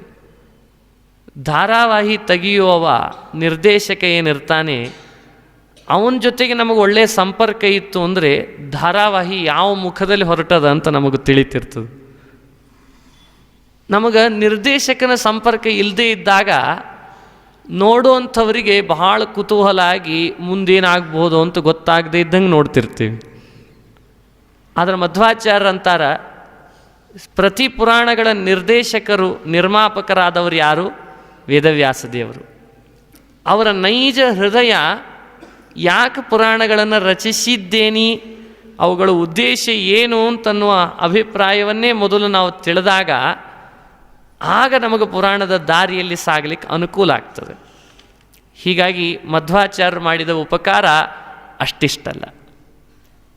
ಮಧ್ವರು ತಿಳಿಸ್ತಾರೆ, ಪ್ರತಿ ಪುರಾಣಗಳು ಹೊರಟಿರುವ ಉದ್ದೇಶ ಏನು, ಉದ್ದೇಶ ಪುರಾಣಗಳ ಮಹತ್ತರವಾದ ವಿಷಯ ಯಾವುದು ಅಂತ ಕೇಳಿದಾಗ ಪುರಾಣಗಳ ಹೊರಟಿರುವ ಉದ್ದೇಶ ಭಗವಂತನ ತತ್ವಜ್ಞಾನ, ಪರಮಾತ್ಮನ ಉತ್ಕರ್ಷವನ್ನು ತಿಳಿಸಿ ಆ ಉತ್ಕರ್ಷತೆಯ ಜ್ಞಾನವನ್ನು ಸ್ತ್ರೀ ಶೂದ್ರ ಬ್ರಹ್ಮಬಂಧೂನಾಂ, ವೇದಕ್ಕೆ ಅಧಿಕಾರ ಇಲ್ಲದ ಸ್ತ್ರೀ ಶೂದ್ರ ಬ್ರಹ್ಮಬಂಧುಗಳಿಗೂ ಕೂಡ ಪುರಾಣಗಳ ಮೂಲಕ ವೇದದ ಅಭಿಪ್ರಾಯವನ್ನು ಮನದಟ್ಟು ಮಾಡಿಕೊಟ್ಟು ಭಗವಂತನಲ್ಲಿ ಭಕ್ತಿ ಮೂಡಿಸಿ ಅವರನ್ನು ಕೈ ಹಿಡಿದು ಮೇಲಕ್ಕೆ ಅಂತ ಎತ್ಕೊಂಡು ಹೋಗುವ ಉದ್ದೇಶ ಪುರಾಣಗಳಿಗಿದೆ. ಆದ್ದರಿಂದ ಪುರಾಣಗಳ ಉದ್ದೇಶ ಕರ್ತೃಗಳ ಮನಸ್ಸಿನಲ್ಲಿದ್ದ ಭಾವ ಅದನ್ನು ಅರ್ಥೈಸಿಕೊಂಡು ನಾವು ಪುರಾಣಗಳನ್ನು ಶ್ರವಣ ಮಾಡೋದು ಬಹಳ ಉತ್ತಮ. ಆದ್ದರಿಂದ ಯಾವುದೇ ಪುರಾಣದ ಕಥೆ ಬರಲಿ, ಒಂದು ಪದ್ಯ ಬರಲಿ, ಅಥವಾ ವಿವಾದಮಯವಾದ ವಿಷಯ ಬರಲಿ, ಅಲ್ಲೇ ನಾವು ಹೆಚ್ಚು ಗಮನ ಕೊಡೋದು ಉದ್ದೇಶ ಅಲ್ಲ. ಇಡೀ ಪುರಾಣದ ಒಟ್ಟು ತಮ್ಮ ತಮ್ಮ ಅಲ್ಲಲ್ಲಿ ಬರುವ ಕಥೆಗಳು ಏನು ಮುಂದೆ ನಮಗೆ ಕೊಡುವ ಮಥಿತಾರ್ಥ, ಅಲ್ಲಿ ನಾವು ಹೆಚ್ಚು ಗಮನ ಕೊಟ್ಟು ಅದನ್ನು ಭಗವಂತನ ಕಡೆಗೆ ಸಮನ್ವಯ ಮಾಡಿಕೊಳ್ಳೋದನ್ನು ಅರ್ಥೈಸಿಕೊಳ್ಳೋಣ. ಈ ನಿಟ್ಟಿನಲ್ಲಿ ನಾರದ ಪುರಾಣ ಹೇಗೆ ಹೊರಟಿದೆ ಅಂದರೆ, ನೋಡಿ, ನಾರದ ಪುರಾಣದ ಮಹತ್ವ ತಿಳಿಸ್ತೇನೆ. ವೇದವ್ಯಾಸ ದೇವರು ಒಟ್ಟು 100 ಕೋಟಿ ವಿಸ್ತಾರದಷ್ಟು ಪುರಾಣಗಳನ್ನು ಮೊದಲೇ ಇದ್ದದ್ದನ್ನು ರಚನೆ ಮಾಡಿದ್ರಂತೆ. ಅದು ಭೂಲೋಕದ ಮನುಷ್ಯ ಮಾಧ್ಯಮಕ್ಕೆ ಬೇಡ ಅಂತನಿಸ್ತು. ಆವಾಗ ಆ ಪುರಾಣಗಳನ್ನು ಅಷ್ಟು ಬೇಡ ಅಂತನಿಸಿ 4 ಲಕ್ಷದಷ್ಟು ರಚಿಸಿದರಂತೆ. ಉಳಿದದ್ದು ದೇವಲೋಕದಲ್ಲಿ ಪ್ರಖ್ಯಾತಿ ಪಡಿತು. 4 ಲಕ್ಷದಷ್ಟು ಇದ್ದ ಪುರಾಣವನ್ನು 18ರಂತೆ ಭಾಗ ಮಾಡಿದರಂತೆ. ಅದು ನಾರದ ಪುರಾಣದಲ್ಲಿ ಬರ್ತದೆ. ಮೊದಲು 100 ಕೋಟಿ, ಅದು ಬಹಳ ಆಯಿತು. ಅದು 4 ಲಕ್ಷ ತೆಗೆದರು, ಅದು ಬಹಳ ಆಗ್ತದೆ ಅಂತ ಅನ್ನಿಸ್ತು. 4 ಲಕ್ಷವನ್ನೇ 18 ಭಾಗ ಮಾಡಿದರು, ಅದೇನಾಯ್ತಂತೆ 18 ಪುರಾಣ ಆಯಿತು ಅಂತ ಒಂದು ಅಭಿಪ್ರಾಯ ವರ್ಣಿಸುವ ಮಾತು ಇಲ್ಲಿ ಪುರಾಣದಲ್ಲಿ ಬರ್ತದೆ.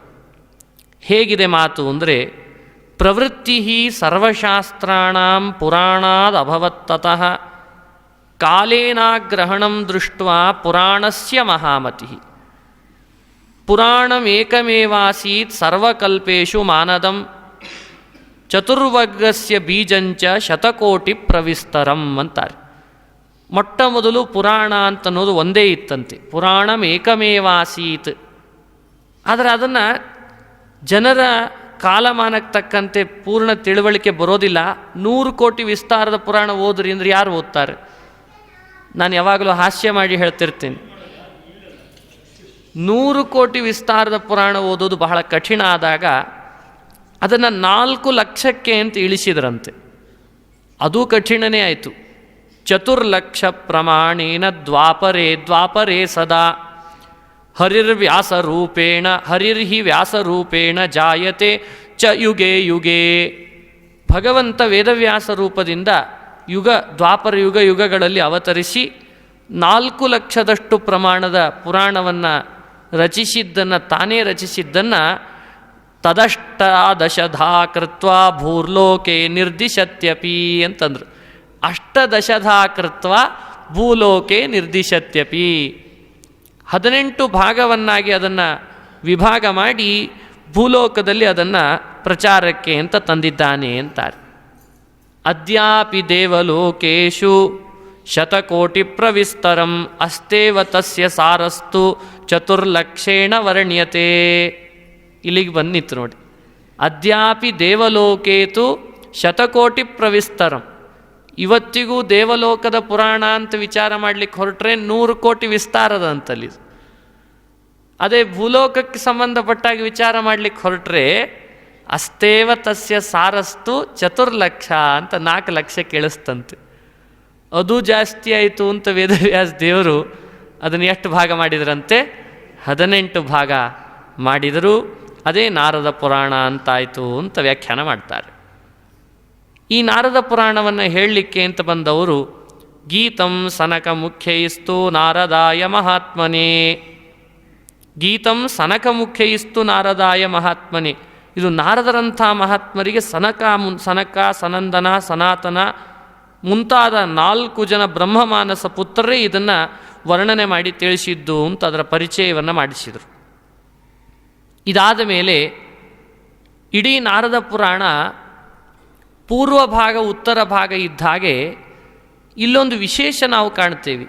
ಸಾಮಾನ್ಯವಾಗಿ ಬೇರೆ ಕಡೆ ಅಧ್ಯಾಯ ಅಂತ ಮೊದಲು ವಿಭಾಗ ಮಾಡಿ ಒಂದು ಅಧ್ಯಾಯದೊಳಗೆ ಇಷ್ಟು ಪಾದ ಅಂತ ವಿಭಾಗ ಮಾಡಿರ್ತಾರೆ. ಬ್ರಹ್ಮಸೂತ್ರಗಳನ್ನು ನೋಡ್ತೇವೆ. ಬ್ರಹ್ಮಸೂತ್ರ ಎಷ್ಟು ಅಧ್ಯಾಯ? 4 ಅಧ್ಯಾಯ.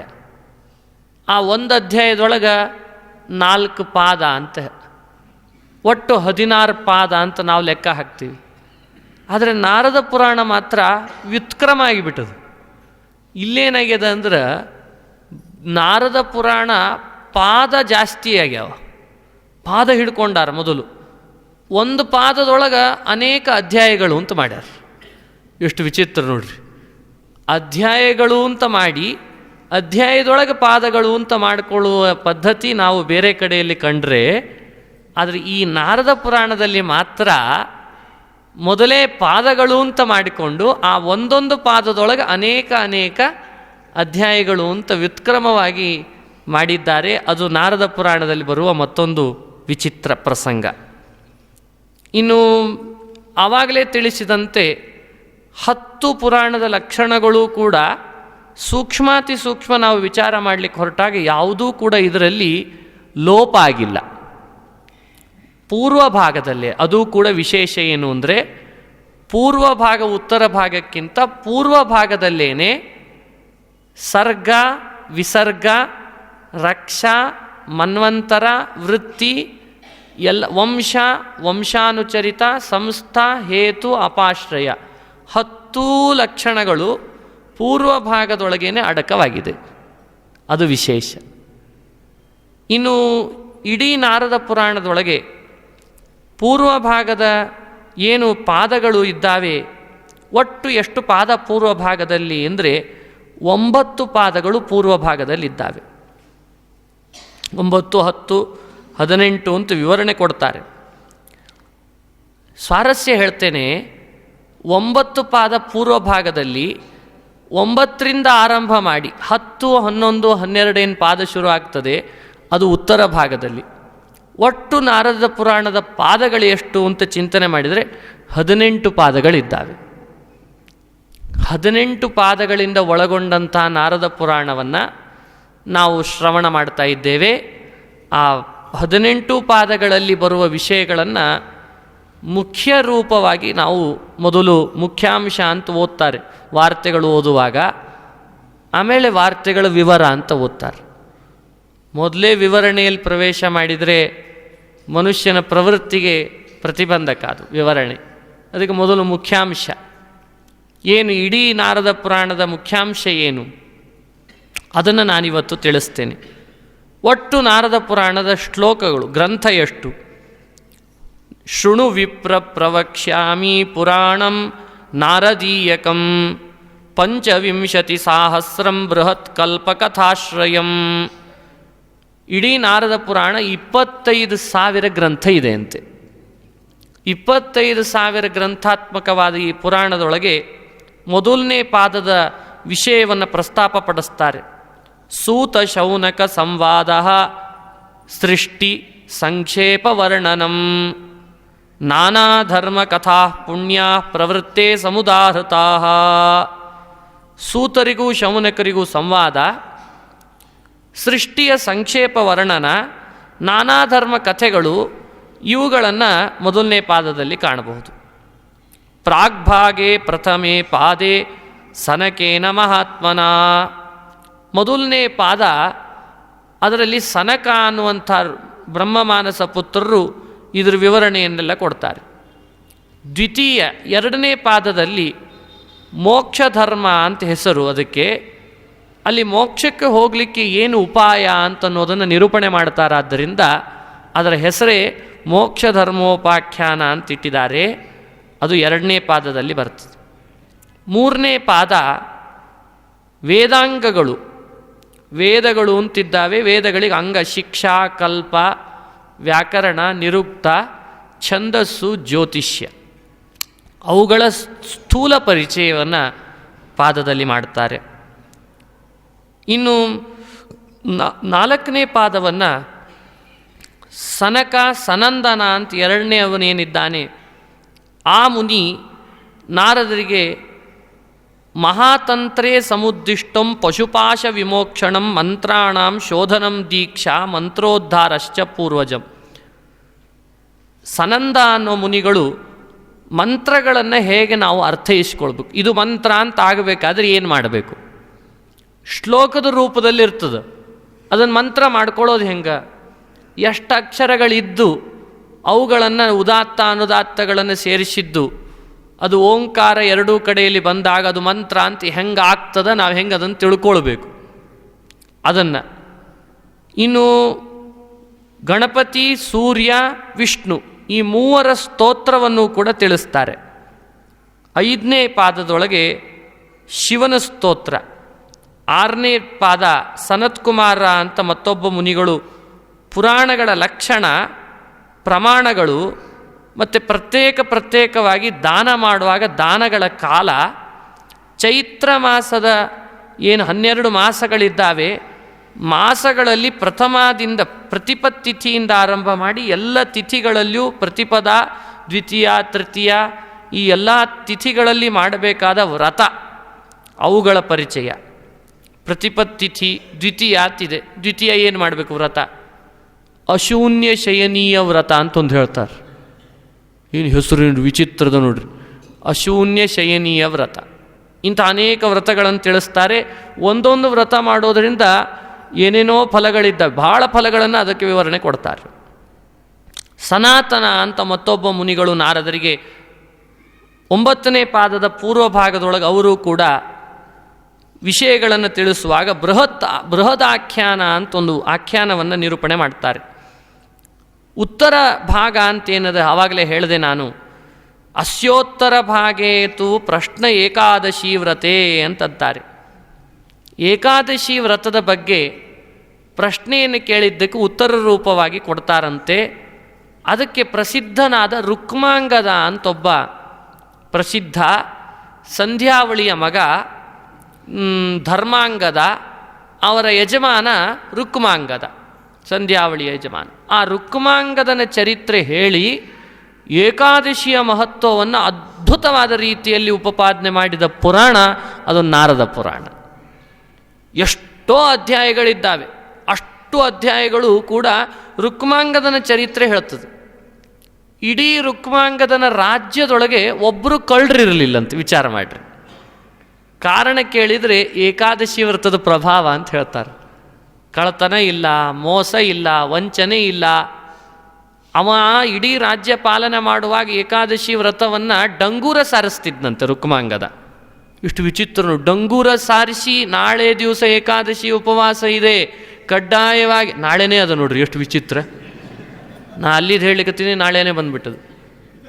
ನಾಳೆ ಏಕಾದಶಿ ಉಪವಾಸ ಇದೆ, ಯಾರಾದರೂ ಮಾಡದೆ ಹೋದರೆ ಅವ್ರಿಗೆ ಉಗ್ರ ಶಿಕ್ಷೆ ಹಾಕ್ತೇನೆ ನಿಂತಿದ್ದಂತೆ.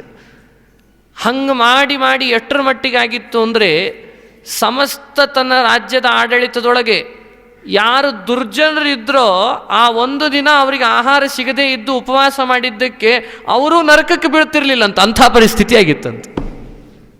ನರಕ ಬರಿದಾಗಿದೆ, ನರಕ ಲೋಕ ಬರಿದಾಗಿದೆ ಏಕಾದಶಿ ಪ್ರಭಾವದಿಂದ. ಕೊನೆಗೆ ಮೋಹಿನಿಯ ರೂಪವನ್ನು ತಾಳಿ ಬ್ರಹ್ಮದೇವರೇ ಒಂದು ಮೋಹಿನಿಯನ್ನು ಕಳಿಸಿ ಅವನನ್ನು ಮೋಹಗೊಳಿಸಬೇಕು, ನೀನು ಏಕಾದಶಿ ವ್ರತ ಬಿಡಿಸೋ ವ್ಯವಸ್ಥೆ ಆಗಬೇಕು ಅಂತ ಹೇಳಿ ಕಳಿಸಿದ್ರಂತೆ. ಆ ಚರಿತ್ರೆ ವಿರಳವಾಗಿ ನಾನು ಮುಂದೆ ಹೇಳಲಿಕ್ಕಿದೆ, ಸುಮ್ಮನೆ ಸ್ಥೂಲ ಪರಿಚಯ ಕೊಟ್ಟೆ ಅಷ್ಟೆ. ನರಕ ಬರಿದಾಗುವಷ್ಟು ಏಕಾದಶಿಯ ಪ್ರಭಾವವನ್ನು ಜಗತ್ತಿಗೆ ಸಾರಿದಂಥ ಮಹಾನುಭಾವ ರುಕ್ಮಾಂಗದ. ನಾವು ಬೇರೆ ಪುರಾಣಗಳಿಗಿಂತ ನಾರದ ಪುರಾಣದ ವೈಶಿಷ್ಟ್ಯವನ್ನು ಕಾಣಬೇಕು ಅಂದರೆ ಈ ಅಂಶದಲ್ಲಿ ಏಕಾದಶಿಯ ಮಹತ್ವವನ್ನೇನು ಮಧ್ವಾಚಾರ್ಯರು ಕೃಷ್ಣಾಮೃತ ಮಹಾರಣವ ಅಂತ ತಮ್ಮ ಕೃತಿಯಲ್ಲಿ ಆ ಮಹತ್ವ ವರ್ಣಿಸ್ತಾರೆ, ಅದೆಲ್ಲ ನಮ್ಮ ನಾರದ ಪುರಾಣದೊಳಗೆ ರುಕ್ಮಾಂಗದನ ಚರಿತ್ರೆಯನ್ನು ಹೇಳುವಾಗ ಬರ್ತದೆ. ಇನ್ನು ರುಕ್ಮಾಂಗದ ಕಥಾ ಪುಣ್ಯ ಮೋಹಿನ್ಯುತ್ಪತ್ತಿ ಕರ್ಮಚ ವಸುಶಾಪಶ್ಚ ಮೋಹಿನ್ಯೈ ಪಶ್ಚಾದುದ್ಧರಣ ಕ್ರಿಯಾ. ಇನ್ನು ಬೇರೆ ಬೇರೆ ಪುರಾಣಗಳಲ್ಲಿದ್ದಂತೆ ಗಂಗೆ ಕಥೆ, ಕಾಶಿ ಕ್ಷೇತ್ರದ ಮಹಿಮಾ, ಇನ್ನು ಪುರುಷೋತ್ತಮನ ವರ್ಣನ, ಪ್ರಯಾಗ ಕ್ಷೇತ್ರದ ಮಾಹಾತ್ಮ್ಯ, ಕುರುಕ್ಷೇತ್ರದ ಮಹಿಮೆ, ಹರಿದ್ವಾರದ ಮಹತ್ವ, ಹರಿದ್ವಾರ ಅಂತ ಒಂದು ಕ್ಷೇತ್ರ ಅದರ ಮಹತ್ವ, ಬದರಿ ತೀರ್ಥ ಅಂತೇನು ಬದರಿ ಕ್ಷೇತ್ರ ಇದೆ ಅಲ್ಲಿಯ ಮಹಿಮೆ, ಹಾಗೂ ಪ್ರಭಾಸ ಕ್ಷೇತ್ರದ ಮಾಹಾತ್ಮ್ಯ, ಪುಷ್ಕರ ಅಂತೇನೊಂದು ಅಜ್ಮೀರ್ನ ಹತ್ರ ಬರ್ತದೆ ಅಲ್ಲಿಯ ಮಹಿಮೆ, ಗೋಕರ್ಣ ಕ್ಷೇತ್ರ ಮಾಹಾತ್ಮ್ಯ, ರಾಮೇಶ್ವರ ಅಂತಲ್ಲಿ ರಾಮಸೇತುವಿನ ಮಾಹಾತ್ಮ್ಯ, ನರ್ಮದಾ ನದಿ ತೀರ್ಥದ ವರ್ಣನ, ಅವಂತಿ ಅಂತನ್ನೋ ಪುಣ್ಯಕ್ಷೇತ್ರದ ಮಹಿಮಾ, ಮಥುರಾ ಅದು ಎಲ್ಲ ಕ್ಷೇತ್ರಗಳಿಗಿಂತ ಮಹತ್ತರವಾದದ್ದು, ವೃಂದಾವನ ಅಂತೇನಿದೆ ಅದು ಎಷ್ಟು ಅದ್ಭುತ ಅದರ ಮಹಿಮೆ. ಇಷ್ಟು ಚರಿತ್ರೆಗಳನ್ನು ತಿಳಿಸಿ ನಾರದ ಪುರಾಣ ಉಪಸಂಹಾರ ಆಗ್ತದೆ.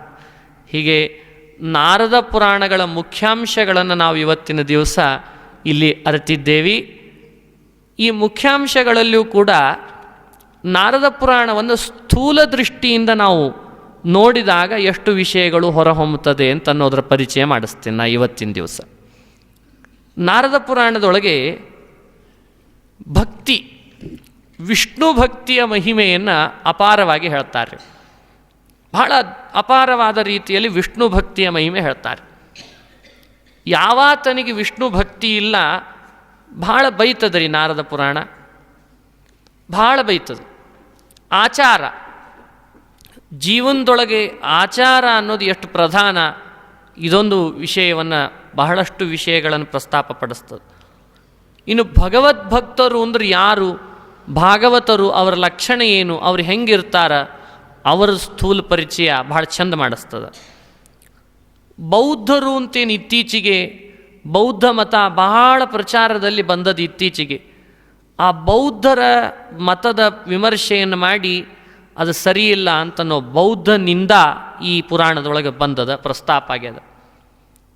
ಇನ್ನು ಕಲಿಯುಗದೊಳಗೆ ಯಾವುದನ್ನು ಮಾಡಬಾರ್ದು ಅದನ್ನು ತಿಳಿಸ್ತದ್ದು, ಅದು ಮುಖ್ಯ. ಎಲ್ಲ ಮಾಡಲಿಕ್ಕೆ ಹೊರಟವರಿಗೆ ಯಾವುದನ್ನು ಮಾಡಬಾರ್ದು ಅಂತ ತಿಳಿಸಿದ್ರೆ ಎಷ್ಟೋ ಉತ್ತಮ ರೀ. ಅದಕ್ಕೆ ನಾರದ ಪುರಾಣ ಬೌದ್ಧನಿಂದ ಕಲಿಯುಗದೊಳಗೆ ಬಿಡಬೇಕಾದದ್ದು ಏನೇನು ಅದರ ಪರಿಚಯ. ಮನುಷ್ಯ ಸಾಧನೆ ಮಾಡಿಕೊಳ್ಳಿಕ್ಕೆ ಯಾವ ಯುಗದಲ್ಲಿ ಆದರೂ ಸರಿ, ಆದರೆ ಅವನಿಗೆ ಗುರುವಿಲ್ಲದೆ ಇದ್ದರೆ ಸಾಧ್ಯ ಇಲ್ಲ. ಆ ಗುರುಗಳು ಅಂದರೆ ಯಾರು, ಅವರ ಲಕ್ಷಣ ಏನು, ಅದನ್ನು ಪರಿಚಯ ನಾರದ ಪುರಾಣ ಬಹಳ ಚೆನ್ನಾಗಿ ಮಾಡ್ತದೆ. ಇನ್ನು ಕನ್ಯೆಯರ ಬಗ್ಗೆ ಏನೋ ಒಂದು ಪ್ರಸಂಗದಲ್ಲಿ ಹೇಳುವಾಗ ನಾರದ ಪುರಾಣ ಕನ್ಯಾ ಲಕ್ಷಣಗಳು, ಯಾವ ಕನ್ಯೆಯನ್ನು ವಿವಾಹ ಮಾಡಿಕೊಂಡ್ರೆ ಏಳಿಗೆ ಇದೆ, ಎಂಥ ಕನ್ಯೆಯನ್ನು ವಿವಾಹ ಮಾಡಿಕೊಂಡ್ರೆ ಏಳಿಗೆ ಇಲ್ಲ ಅನ್ನೋ ವಿಷಯವನ್ನು ನಾರದ ಪುರಾಣ ಪ್ರಸ್ತಾಪಪಡಿಸ್ತದೆ. ಹಾಗೂ ಭಾರತ ದೇಶದ ಮಹತ್ವ ಏನು, ಉಳಿದ ದೇಶಗಳಿಗಿಂತ ಭಾರತ ದೇಶ ಯಾಕೆ ಬಹಳ ಶ್ರೇಷ್ಠ ಅಂತ ಭಾರತ ದೇಶದ ಮಹಿಮೆಯನ್ನು ಕೆಲವು ವಿಷಯಗಳನ್ನು ಪ್ರಸ್ತಾಪಪಡಿಸ್ತದೆ. 5 ಪಟ್ಟಣಗಳು ಜಗತ್ತಿನೊಳಗವ, ನಮ್ಮ ಬೇರೆ ಜಗತ್ತಿನಲ್ಲಿಲ್ಲ, ಭಾರತದೊಳಗವ, ಅವ ಅತ್ಯಂತ ಶ್ರೇಷ್ಠ ಅಂತ ಅವುಗಳನ್ನು ನಮಗೆ ಪರಿಚಯ ಮಾಡಿಸ್ತದೆ ನಾರದ ಪುರಾಣ. ಭಾಳ ಸಣ್ಣ ವಿಷಯ ಆದ್ದರಿಂದ ಒಂದು ಶ್ಲೋಕ ಅದನ್ನು ಹೇಳಿಬಿಡ್ತೀನಿ, ನೆನಪಿಟ್ಟುಕೊಳ್ಬೋದು. ನಮ್ಮ ಜೀವನದೊಳಗೆ ಒಂದು ಸಲ ಆದರೂ ಆ ಪಟ್ಟಣಗಳಿಗೆ ನಾವು ಹೋಗಿ ಬರಬೇಕು. ಯಾವುದು? ಅಯೋಧ್ಯ, ಮಥುರಾ, ಮಾಯಾ, ಕಾಶಿ, ಕಂಚಿ, ಅವಂತಿಕಾ, ಪುರಿ, ದ್ವಾರಾವತಿ ಚೈವ ಸಪ್ತೈತ ಮೋಕ್ಷದಾಯಕ. ಇಲ್ಲಿ ನಾನು 5 ಅಂತ ಹೇಳಿದೆ, ಇಲ್ಲಿ 7 ಅಂತ ಹೇಳಿದ್ದಾರೆ. ಇದು ಬಹಳ ಪ್ರಸಿದ್ಧ ಶ್ಲೋಕ, ಎಲ್ಲರೂ ಹೇಳ್ತಿರ್ತಾರೆ. ಅಯೋಧ್ಯ, ಮಥುರಾ, ಮಾಯಾ, ಕಾಶಿ, ಕಂಚಿ, ಅವಂತಿಕಾ, ಪುರಿ, ದ್ವಾರಾವತಿ ಚೈವ ಸಪ್ತೈತ ಮೋಕ್ಷದಾಯ. ಅದು ನಿಜವಾಗ್ಲೂ ಎಲ್ಲಿ ಬಂದಿರೋ ಶ್ಲೋಕ ಅದು ಅಂದರೆ ನಾರದ ಪುರಾಣದ್ದು. ನೋಡಿ, ನಾರದ ಪುರಾಣ ನಮ್ಮ ಅನೇಕ ಪ್ರಸಂಗಗಳಲ್ಲಿ ಹಾಸೋಹಕ್ಕಾಗಿ ಸೇರ್ಕೊಂಡದ, ಆದ್ರೆ ಸೇರ್ಕೊಂಡದ್ದೇ ನಾರದ ಪುರಾಣ ಅನ್ನೋ ಅರಿವು ನಮಗಿಲ್ಲ ಅಷ್ಟೇ. ಅದು ಹೆಂಗೆ ಅಂದ್ರೆ, ನಾವೆಲ್ಲರೂ ಮಧ್ವಾಚಾರ್ಯರ ಅನುಯಾಯಿಗಳೇ ಆಗೇವಿ, ಎಲ್ಲರೂ ಅವರನ್ನೇ ಅನುಸರಿಸ್ತಿದ್ದೇವೆ. ಆದರೆ ನಾವು ಅನುಸರಿಸೋದೇ ಮಧ್ವರ ಮತ ಅನ್ನೋ ಅಭಿಪ್ರಾಯ ನಮಗೆ ಗೊತ್ತಿರೋದಿಲ್ಲ ಅಷ್ಟೆ. ಸಾಮಾನ್ಯ ಇಡೀ ಪ್ರಪಂಚ, ಇಡೀ ಜಗತ್ತೇ ಮಧ್ವರ ಸಿದ್ಧಾಂತದ ಅನುಯಾಯಿಗಳೇ, ಒಂದಲ್ಲ ಒಂದು ರೀತಿ ಮಧ್ವರ ಮತ ಹಾಸುವಕ್ಕಾಗಿ ಸೇರ್ಕೊಂಡದ. ಆದರೆ ಇದು ಅವರ ಮತ ಅನ್ನೋ ಅರಿವು ನಮಗಿಲ್ಲ ಅಷ್ಟೆ. ಹಂಗೆ ನಾರದ ಪುರಾಣದ ಅನೇಕ ಅಂಶ ನಮ್ಮ ಜೀವನದೊಳಗೆ ಸೇರಿದ. ಶ್ಲೋಕಗಳು ಹೇಳುವಾಗ, ಸ್ಮೃತಿ, ಶ್ರಾದ್ದಾದಿ ಕರ್ಮ ಮಾಡುವಾಗ ನಾರದ ಪುರಾಣದ ಎಷ್ಟೋ ಶ್ಲೋಕಗಳನ್ನು ಉದಾಹರಿಸ್ತೇವೆ. ಆದರೆ ಆ ಶ್ಲೋಕ ನಾರದ ಪುರಾಣದ್ದು ಅನ್ನೋ ಅರಿವು ನಮಗಿರೋದಿಲ್ಲ ಅಷ್ಟೆ. ನಾವು ಪುರಾಣವನ್ನೇ ಕೇಳಲಿಕ್ಕೆ ಹೊರಟಾಗ ಈ ಶ್ಲೋಕ ಅಲ್ಲಿ ಬಂದದಂತ ಆಗ ನೆನಪಿಗೆ ಬರ್ತದೆ ನಮಗೆ. ಹಂಗೆ ಅಯೋಧ್ಯ, ಮಥುರಾ, ಮಾಯಾ, ಕಾಶಿ, ಕಂಚಿ, ಅವಂತಿಕಾ, ಪುರಿ, ದ್ವಾರಾವತಿ ಚೈವ ಸಪ್ತೈತ ಮೋಕ್ಷದಾಯಕ. ನೋಡಿ, ಈ 7 ಕ್ಷೇತ್ರಗಳು ನಾರದ ಪುರಾಣದ ದೃಷ್ಟಿಯಲ್ಲಿ ಮೋಕ್ಷವನ್ನೇ ಕೊಡುವಂತಹ ಅಪೂರ್ವ ಕ್ಷೇತ್ರಗಳು ಅಂತ ಈ ಒಂದು ವಿಷಯವನ್ನು ಈ ಪುರಾಣ ಪ್ರಸ್ತಾಪಪಡಿಸ್ತದೆ. ಬೇರೆ ಪುರಾಣ ಮಹಾಭಾರತದಲ್ಲಿ ಬಂದ ಹಾಗೆ ಈ ಪುರಾಣದಲ್ಲಿಯೂ ಅತಿಥಿಗಳ ಸೇವಾ ಏನು ಫಲ ಕೊಡ್ತದೆ, ಅತಿಥಿ ಪರಿಚರ್ಯ ಮಹತ್ವವನ್ನು ತಿಳಿಸ್ತದೆ. ಅತಿಥಿಗಳ ಲಕ್ಷಣ ಏನು ಅನ್ನೋದನ್ನು ಪರಿಚಯಿಸ್ತದೆ. ಹಾಗೂ ಶೂದ್ರರಾದವರು ಬ್ರಾಹ್ಮಣನನ್ನು ಕೊಂದರೆ ಏನು ಅನಾಹುತ ಆಗ್ತದೆ, ಬ್ರಹ್ಮ ಹತ್ಯಾದಂಥ ದೊಡ್ಡ ಅನಾಹುತ ಮತ್ತೊಂದಲ್ಲ, ಅದರ ಪರಿಚಯವನ್ನು ಮಾಡಿಸ್ತದೆ. ಇನ್ನೊಂದು ವಿಶೇಷ, ನಾರದ ಪುರಾಣ 4 ಥರದ ಪ್ರಾಣಾಯಾಮಗಳನ್ನು ಹೇಳ್ತದೆ ರೀ. ಏನು ವಿಚಿತ್ರ ನೋಡ್ರಿ, ವೇದವ್ಯಾಸ ದೇವರು ತಮ್ಮ ಕೃತಿಗಳಲ್ಲಿ ಯಾವುದೂ ಬಿಟ್ಟಿಲ್ಲರಿ ಅವರು. ಹಾಗೆ 4 ಥರದ ಪ್ರಾಣಾಯಾಮ ಅವುಗಳನ್ನು ಪರಿಚಯ ಮಾಡಿಸ್ತದೆ. ಹಾಗೂ ಸತ್ಯನಿಷ್ಠೆಯ ಮಹಿಮೆ ಏನು, ಅತ್ಯಂತ ಸತ್ಯನಿಷ್ಠೆಯಲ್ಲಿದ್ದವರು ಜಗತ್ತಿನಲ್ಲಿ ಹೇಗೆ ಬದುಕಬೇಕು ಅದನ್ನು ಪರಿಚಯ ಮಾಡಿಸ್ತದೆ. ಹಾಗೆ ವ್ಯಾಕರಣಶಾಸ್ತ್ರದ ಮಹಿಮೆಯನ್ನು ಪರಿಚಯಿಸಿ ತತ್ವ ಏನು ಅಂತ ಪ್ರಶ್ನೆ ಕೇಳಿದಾಗ ಜಗತ್ತಿನ ಒಡೆಯ ಸರ್ವೋತ್ತಮ ಯಾರು, ಶಿವನೋ ವಿಷ್ಣುವೋ ಅಂತನ್ನುವ ಒಂದು ವಿವಾದದೊಳಗೆ ವಿಷ್ಣುವೇ ಅಂತ ಸಮರ್ಥನೆ ಮಾಡುವ ಒಂದು ಪ್ರಸಂಗವೂ ಕೂಡ ನಾರದ ಪುರಾಣದಲ್ಲಿ ಬರ್ತದೆ. ಹಾಗೂ ಕಾರ್ತವೀರ್ಯ ಅಂತ ಹೈಹಯ ರಾಜ ಕಾರ್ತವೀರ್ಯ ದತ್ತಾತ್ರೇಯನ ಶಿಷ್ಯ, ಅವರ ಮಹಿಮೆ ಈ ನಾರದ ಪುರಾಣದಲ್ಲಿ ಸ್ವಲ್ಪ ವಿಸ್ತಾರವಾಗಿ ಆ ಮಹಿಮೆ, ದತ್ತಾತ್ರೇಯನ ಶಿಷ್ಯನ ಮಹಿಮೆಯನ್ನು ಪ್ರಸ್ತಾಪಪಡಿಸ್ತಾರೆ. ಇನ್ನು ಒಂದು ಅಂಶದಲ್ಲಿ ಇನ್ನೊಂದು ಪ್ರಸಂಗ ಬರ್ತದಿಲ್ಲಿ.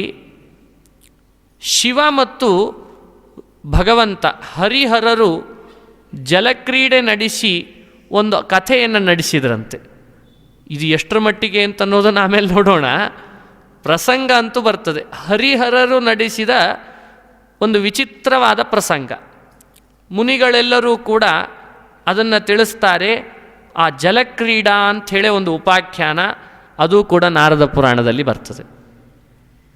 ಇನ್ನು ರುದ್ರದೇವರು ಪಾರ್ವತೀದೇವಿಗೆ ಅನೇಕ ವಿಷಯಗಳನ್ನು ಪರಿಚಯಿಸುವ ಒಂದು ಉಮಾ ಮತ್ತು ಮಹೇಶ್ವರರ ಸಂವಾದ ರೂಪದ ಪ್ರಸಂಗ ಅದು ಈ ಪುರಾಣದೊಳಗೆ ಅಡಕಾಗ್ಯದ. ಇನ್ನು ಭಗವಂತ ಸ್ವಯಂ ನಾರಾಯಣ ಭಗವತೋ ಭವಸ್ಯ ಸಂಧ್ಯೋಪಾಸನಂ, ಭಗವಂತ ಶಿವ, ನಾರಾಯಣನೂ ಅಲ್ಲ ಶಿವ, ಶಿವ ಸಂಧ್ಯಾವಂದನ ಮಾಡ್ತಾ ಇರುವ ಒಂದು ಪ್ರಸಂಗದಲ್ಲಿ ಮುನಿಗಳೆಲ್ಲ ಹೋಗಿ ಕೇಳಿದ್ರಂತೆ, ಈ ಸಂಧ್ಯಾವಂದನೆ ಮಾಡ್ತಾ ನೀನೇ ಕುಳಿತಿದ್ದಿ, ಏನು ಕಾರಣ ಅಂತ. ಆಗ ರುದ್ರದೇವರು ಸಂಧ್ಯಾವಂದನ ಮಾಡುವುದರ ಕಾರಣವನ್ನು ವಿವರಣೆ ಮಾಡಲಿಕ್ಕೆ ಅಂತ ಪ್ರಾರಂಭ ಮಾಡ್ತಾರೆ. ಏನು ಕಾರಣ ಅಂತ ಕೇಳಿದ್ದಕ್ಕೆ, ನಾನೇ ಮಾಡದೇ ಇದ್ದರೆ ಪ್ರಪಂಚದಲ್ಲಿ ಇನ್ಯಾರು ಮಾಡ್ತಾರೆ ಅಂತ ವಿವರಣೆ ಪ್ರಾರಂಭ ಆಗ್ತದೆ. ಅದು ಒಂದು ಪ್ರಸ್ತಾಪ ನಾರದ ಪುರಾಣದಲ್ಲಿ ಬಂದಿದೆ. ಸತ್ಯ ಹರಿಶ್ಚಂದ್ರ ಅಂತ ಒಬ್ಬ ರಾಜ. ಇವನು ಯಾರು ಅಂದರೆ ಇಕ್ಷ್ವಾಕು ವಂಶದಲ್ಲಿ ಜನಿಸಿದ ಒಬ್ಬ ರಾಜ, ಅಯೋಧ್ಯ ದೇಶದ ಅಧಿಪತಿಯಾಗಿದ್ದ. ಈ ಸತ್ಯ ಹರಿಶ್ಚಂದ್ರ ರಾಜನ ಉಪಾಖ್ಯಾನ ಈ ಪುರಾಣದೊಳಗೆ ಸ್ವಲ್ಪ ವಿಸ್ತಾರವಾಗಿ ಬಂದದ್ದಕ್ಕೆ ಅವನ ಉಪಾಖ್ಯಾನ ತಿಳಿಸ್ತಾರೆ. ಇನ್ನು ಸೃಷ್ಟಿಯ ಪ್ರಾರಂಭ, ಉಪವಾಸ ಯಾವತ್ತು ಮಾಡಬಾರ್ದು, ಮಾಡೋದರಿಂದ ಹಾನಿ ಏನು, ಅದೊಂದು ಪ್ರಸ್ತಾಪ. ಇನ್ನು ಪಾಪಗಳು 10 ವಿಧವಾದ ಪಾಪಗಳಿದ್ದಾವೆ, ಅಂಥ ಪಾಪ ಎಂದೂ ಮನುಷ್ಯ ಮಾಡಬಾರ್ದು ಅನ್ನೋ ವಿಶೇಷ ವಿಚಾರ. ತೀರ್ಥಗಳಲ್ಲಿ ಅತ್ಯಂತ ಶ್ರೇಷ್ಠವಾದ ತೀರ್ಥ ಸಮುದ್ರ, ಅದರ ಮಹಿಮೆ, ಇಷ್ಟನ್ನು ಪರಿಚಯಿಸಿ ಕೊನೆಗೆ ಶ್ರೀಕೃಷ್ಣನ ಮಹಿಮೆಯನ್ನು ಕೂಡ ನಾರದ ಪುರಾಣ ಮಹತ್ತರವಾದ ರೀತಿಯಲ್ಲಿ ವರ್ಣಿಸಿ ಬ್ರಹ್ಮಾಂಡೋತ್ಪತ್ತಿಯನ್ನು ಹೇಳುವುದರ ಮೂಲಕ ಕೊನೆಗೊಳ್ತಾ ಅದೇ ತಿಳಿಸಿದಂತೆ ವ್ರತಗಳ ಮೂಲಕವಾಗಿ ಅನೇಕ ವ್ರತಗಳನ್ನು ತಿಳಿಸಿ, ಹಾಗೂ ಗಂಗಾ ಸ್ನಾನದಿಂದ ಮನುಷ್ಯ ಲೋಕದೊಳಗೆ ಇರುವವರೆಲ್ಲರೂ ಸ್ವರ್ಗಲೋಕಕ್ಕೆ ತೆರಳುತ್ತಾರೆ. ಜಹ್ನು ಋಷಿಗಳು ಗಂಗೆಯನ್ನು ಪಾನ ಮಾಡಿ ಜಾಹ್ನವಿ ಅನ್ನೋ ಹೆಸರು ಅದಕ್ಕೆ ಬಂತು ಅಂತೇನು ಕಥೆ ಕೇಳಿದ್ದೇವೆ, ಆ ಕಥೆಯೂ ಈ ಪುರಾಣದಲ್ಲಿ ಬಂದಿದೆ. ಇಷ್ಟನ್ನು ತಿಳಿಸಿ ಕೊನೆಗೊಳ್ಳುತ್ತದೆ ಈ ಪುರಾಣ. ಇದರಲ್ಲಿ ನಾವು ಇಷ್ಟೆಲ್ಲ ವಿಷಯಗಳನ್ನೇನು ಮುಖ್ಯ ಅಂಶಗಳು ಅಂತಿವತ್ತು ನೋಡಿದ್ದೇವೆ. ಇದರಲ್ಲಿ ಇವತ್ತಿನ ದಿನ ಮೊಟ್ಟ ಮೊದಲನೇದಾಗಿ ನಾನು ತಿಳಿಸಿದಂತೆ ನಾರದ ಪುರಾಣ ವೈಷ್ಣವ ಪುರಾಣ, ಅದನ್ನು ನೋಡೋಣ. ವೈಷ್ಣವ ಪುರಾಣ ಅಂದರೆ ವಿಷ್ಣು ಭಕ್ತರಾದ ನಮ್ಮಂಥವರನ್ನು ವಿಷ್ಣುವಿನ ಅನುಗ್ರಹವನ್ನು ಪಡ್ಕೊಳ್ಳಿಕ್ಕೆ ಮಾಡಬೇಕಾದ ವಿಷಯಗಳನ್ನು ಪ್ರಸ್ತಾಪ ಪಡಿಸ್ತದಾದ್ದರಿಂದ ಇದನ್ನು ವೈಷ್ಣವ ಅಂತ ನಾವು ಕರೀಬಹುದು. ಇನ್ನೊಂದು ಅರ್ಥದಲ್ಲಿ ಶಿವನ ಮಹತ್ವವನ್ನು ಬಹಳ ಹೇಳೋದಿಲ್ಲ. ಒಂದು ಪ್ರಸಂಗ ಹೇಳ್ತೇನೆ. ನಾರದ ಪುರಾಣದಲ್ಲಿ ನಾರದರೇ ಸನತ್ಕುಮಾರ ಮುಂತಾದವರನ್ನು ಪ್ರಶ್ನಿಸಿದಾಗ ಈ ಜಗತ್ತಿನೊಳಗೆ ಶಿವ ಮತ್ತು ವಿಷ್ಣುವಿನ ಬಗ್ಗೆ ನಿಮ್ಮ ಏನು ಅಭಿಪ್ರಾಯ ಅಂತ ಕೇಳಿದ್ರಂತೆ. ಹರಿಹರರ ಬಗ್ಗೆ ನಿಮ್ಮ ಅಭಿಪ್ರಾಯ ಏನು ಅಂತ ಒಂದು ಪ್ರಸ್ತಾಪ ಬರ್ತದೆ ಈ ಪುರಾಣದಲ್ಲಿ. ಆಗ ಹೇಳುವಾಗ ಅವರಂತಾರಂತೆ, ಹರಿಹರರ ಬಗ್ಗೆ ನಮ್ಮ ಅಭಿಪ್ರಾಯ ಬೇರೆ ಏನೂ ಇಲ್ಲ, ಅವನೇ ಇವನು, ಇವನೇ ಅವನು ಅನ್ನುವ ರೀತಿಯಲ್ಲಿ ವರ್ಣನೆ ಇದೆ. ಭಾರಿ ಕಷ್ಟ ಪುರಾಣ ಅರ್ಥೈಸಿಕೊಳ್ಳೋದು. ಅವನ ನಾಮ ಇವನಿಗಿದೆ, ಇವನ ನಾಮ ಅವನಿಗಿದೆ. ಇದೊಂದು ಪ್ರಸಂಗ ಬರ್ತದೆ ಪುರಾಣದೊಳಗೆ. ನೋಡಿ, ಹೀಗೆ ಹೇಳ್ತಾರೆ. ಅದರ ಮಾತುಗಳನ್ನು ನಿಮಗೆ ತಿಳಿಸ್ತೇನೆ ನಾನು.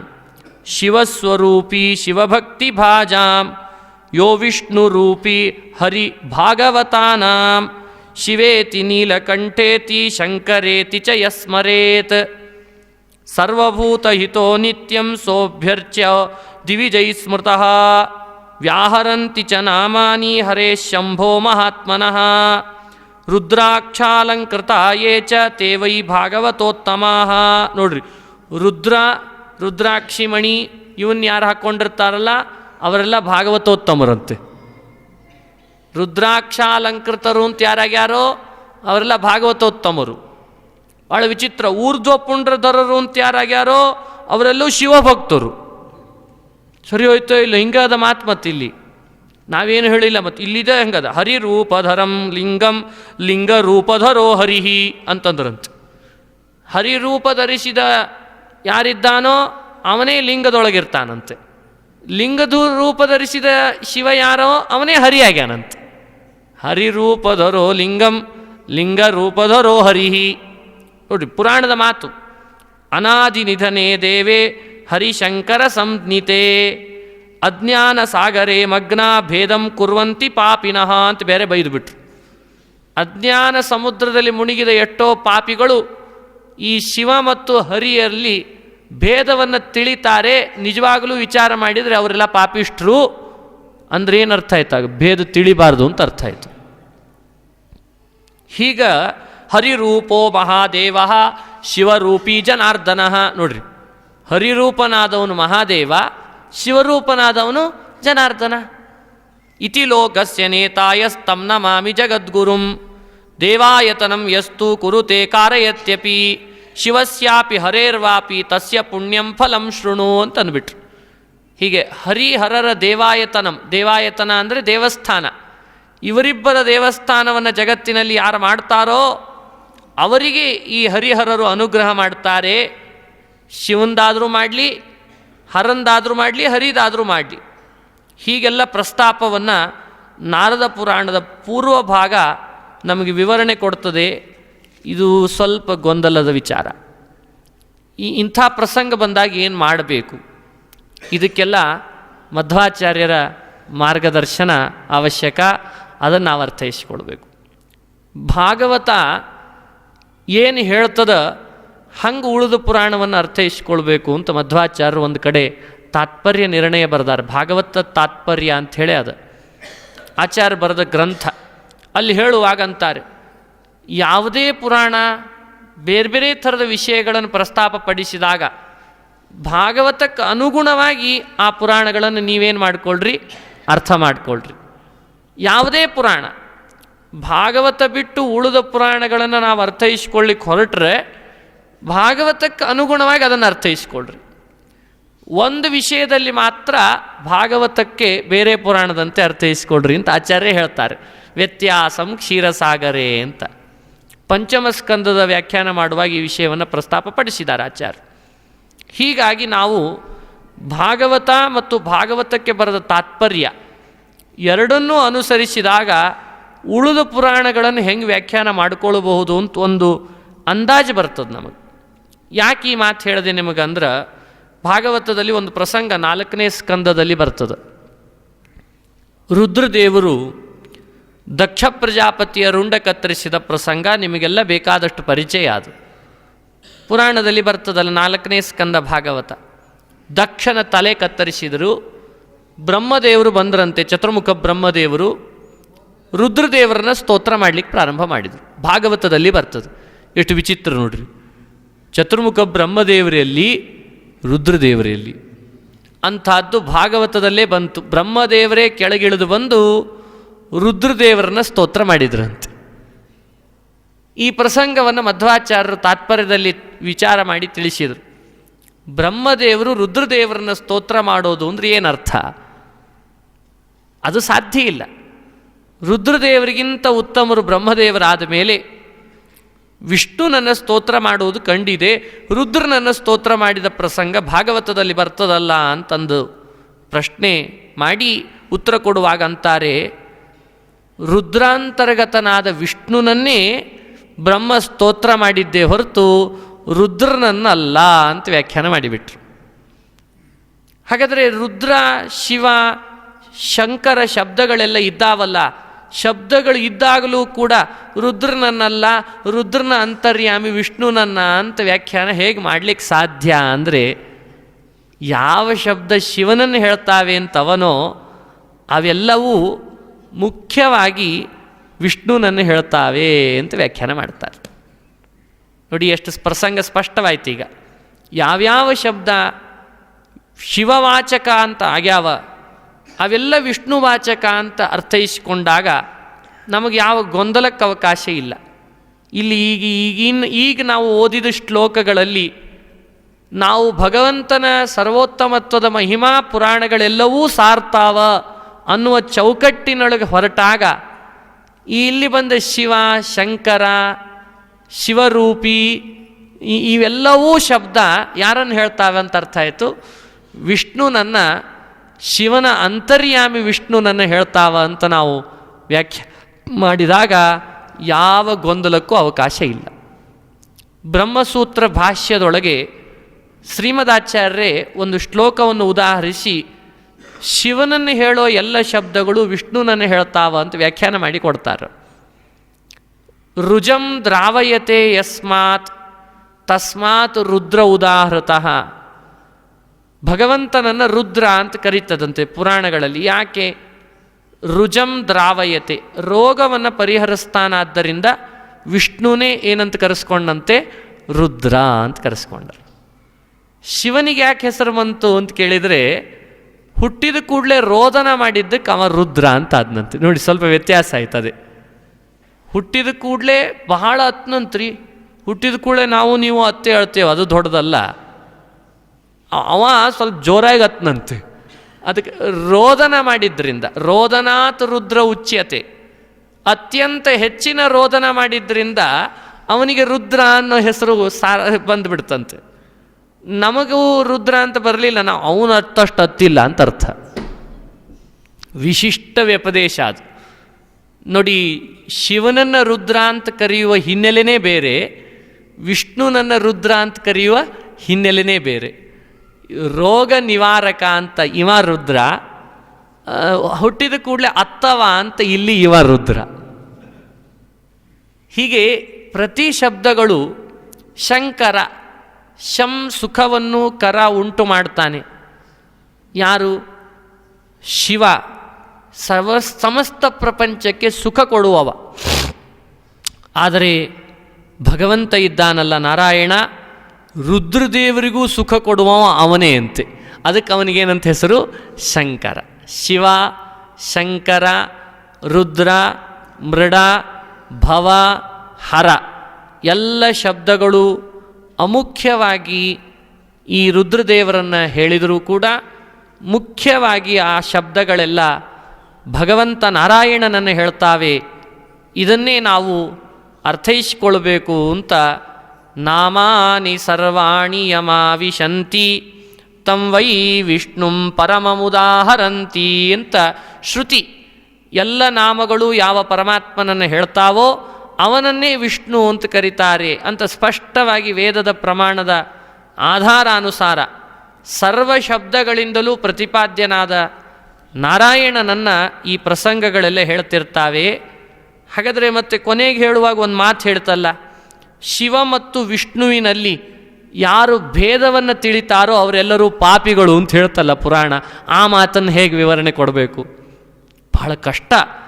ಒಂದನ್ನೇನೋ ಅರ್ಥೈಸಿಕೊಳ್ಳಿಕ್ಕೆ ಹೋದರೆ ಮತ್ತೊಂದೆಲ್ಲೋ ಬಿದ್ದು ಹೋಗಿರ್ತದೆ ನಮ್ಮ ಪರಿಸ್ಥಿತಿ. ನೋಡಿ, ಆ ಮಾತು ಹೇಗಿದೆ ಅಂದರೆ, ಅಜ್ಞಾನ ಸಾಗರೇ ಮಗ್ನ ಭೇದಂ ಕುರುವಂತಿ ಪಾಪಿನಃ ಅಂತಿದೆ. ಅಜ್ಞಾನ ಸಾಗರೇ ಮಗ್ನ ಭೇದಂ ಕುರುವಂತಿ ಪಾಪಿನಃ. ಶಿವ ಮತ್ತು ವಿಷ್ಣು ಅನಾದಿ ಸಿದ್ಧರಾಗಿದ್ದಾರೆ ಅಂತ ಹೇಳುವಾಗ, ಅನಾದಿ ನಿಧನೆ ದೇವೇ ಹರಿಶಂಕರ ಸಂಜ್ಞಿತೆ ಅಂತ ಶಬ್ದ ಆಡಿದೆ ಅಲ್ಲಿ. ಹರಿಶಂಕರ ಸಂಜ್ಞಿತೆ, ಹರಿ ಮತ್ತು ಶಂಕರ ಅನ್ನುವ ಹೆಸರಿನವರು ಅಂತಿದೆ ಇಲ್ಲಿ. ನಾವು ಇವಾಗಲೇ ಹೇಳಿದಂತೆ ನೋಡಿ, ಹರಿ ಮತ್ತು ಶಂಕರ ಅನ್ನೋ ಹೆಸರು ಯಾರಿಗಿದೆ ಅಂತ ಹೇಳಿದ್ವಿ? ಅದು ಶಿವನಿಗೆ ಅಲ್ವೇ ಅಲ್ಲ, ನಿಜವಾಗಲೂ ಇರೋದು ಯಾರಿಗೆ? ವಿಷ್ಣುವಿಗೆ. ನೋಡಿ, ನಾನು ಯಾವಾಗಲೂ ಒಂದು ವಿಷಯ ಹೇಳ್ತಿರ್ತೀನಿ. ಭಗವಂತನ ಶಬ್ದಗಳು ವಸ್ತುಗಳಿಗೆ ಬಂತಂತೆ. ವಸ್ತುಗಳ ಹೆಸರು ಭಗವಂತನಿಗೆ ಬಂದದ್ದಲ್ಲ, ಭಗವಂತನ ಹೆಸರೇ ವಸ್ತುಗಳಿಗೆ ಬಂತಂತೆ. ಈ ಸಿದ್ಧಾಂತವನ್ನು ಮೊದಲು ಅರ್ಥೈಸಿಕೊಳ್ಬೇಕು. ಇಲ್ಲಿ ಬಹಳ ಸೂಕ್ಷ್ಮವಾದ ಸಿದ್ಧಾಂತ. ಈ ಪುಸ್ತಕ ಅನ್ನೋ ಹೆಸರು ಇದಕ್ಕೆ ಯಾಕೆ ಬಂತು? ಪುಟಗಳವ, ಇದಕ್ಕೆ ಪುಸ್ತಕ ಅಂತ ನಾವು ಹೇಳ್ತೇವೆ. ಹಾಗಲ್ಲ, ಪರಮಾತ್ಮನ ರೂಪ ಪುಸ್ತಕ ಅನ್ನೋ ಹೆಸರಿಂದ ಇದೆ ಅಂತೆ. ನಾಮವಾಗಲಿ ರೂಪವಾಗಲಿ, ನಾಮರೂಪಗಳು ಭಗವಂತಂದು. ಆ ನಾಮರೂಪಗಳ ಸಂಪರ್ಕ ಜಡವಸ್ತುವಿಗಾದಾಗ ಆ ಭಗವಂತನ ನಾಮ ಆ ವಸ್ತುವಿಗೆ ಬರಲಿಕ್ಕೆ ಶುರು ಆಗ್ತದೆ. ಹೀಗಾಗಿ ಇದಕ್ಕೊಂದು ಸಿದ್ಧಾಂತದ ದೃಷ್ಟಾಂತನೂ ಇದೆ. ಪ್ರತಿ ಶಬ್ದಗಳು ಪರಮಾತ್ಮನನ್ನು ಹೇಳ್ತಾವೆ ಅನ್ನಲಿಕ್ಕೆ.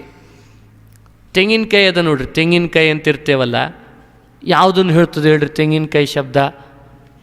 ತೆಂಗಿನಕಾಯಿ ಅಂದರೆ ಇದು ಮೇಲ್ಗಡೆ ಸಿಪ್ಪೆ ಇರ್ತದೆ, ಜುಂಗಿರ್ತದೆ, ಕರಟ ಇದೆ, ಒಳಗಡೆಯಲ್ಲಿ ತಿರಳಿದೆ ಕೊಬ್ಬರಿ. ತೆಂಗಿನಕಾಯಿ ತೊಗೊಂಡು ಬಾ ಅಂದ್ಕೊಳ್ಳೆ ತರ್ತೇವೆ, ಎಲ್ಲ ಬಿಡಿ ಬಿಡಿ ಮಾಡಿ ಇಟ್ಬಿಡ್ತೇವೆ. ಒಂದು ಕೊಬ್ಬರಿ ತಿರುಳು ಬೇರೆ, ಕರಟ ಬೇರೆ, ಜುಂಗು ಬೇರೆ, ಸಿಪ್ಪೆ ಬೇರೆ. ಬೇರೆ ಬೇರೆ ಪಡಿಸಿದಾಗ ಆ ತಿರುಳನ್ನು ಮಾತ್ರ ಆವಾಗ ನಾವೇನಂತ ಕರಿತೇವೆ? ತೆಂಗಿನಕಾಯಿ ಅಂತೀವಿ. ಕರಟವನ್ನು ಕರಟ ಅಂತ ಕರಿತೀವಿ. ಸಿಪ್ಪೆ ಸಿಪ್ಪೆನೆ, ಜುಂಗು ಜುಂಗೆ. ಆವಾಗ ಆ ಶಬ್ದದ ಬಳಕೆಯಲ್ಲಿ ಇಲ್ಲ. ಅಂದರೆ ಅರ್ಥಾತ್ ಏನಾಯಿತು ಅಂದರೆ, ತಿರುಳಿನ ಸಂಪರ್ಕ ಕರಟಕ್ಕೆ, ಜುಂಗಿಗೆ, ಸಿಪ್ಪೆಗೆ ಎಲ್ಲಿ ತನಕ ಇರ್ತದ, ಒಟ್ಟು ಸೇರಿಸಿದ ವಸ್ತುವಿಗೆ ಏನಂತ ಹೆಸರಿರ್ತದಂತ? ತೆಂಗಿನಕಾಯಿ ಅಂತ ಶಬ್ದ. ಅಂದರೆ ಒಳಗಿರುವ ತಿರುಳು ಎಲ್ಲದರ ಜೊತೆಗೆ ಸಂಪರ್ಕ ಪಡೆದಾಗ ಈ ಹೆಸರು ಅವಕ್ಕೆ ಕರಿತಿರ್ತಾವ.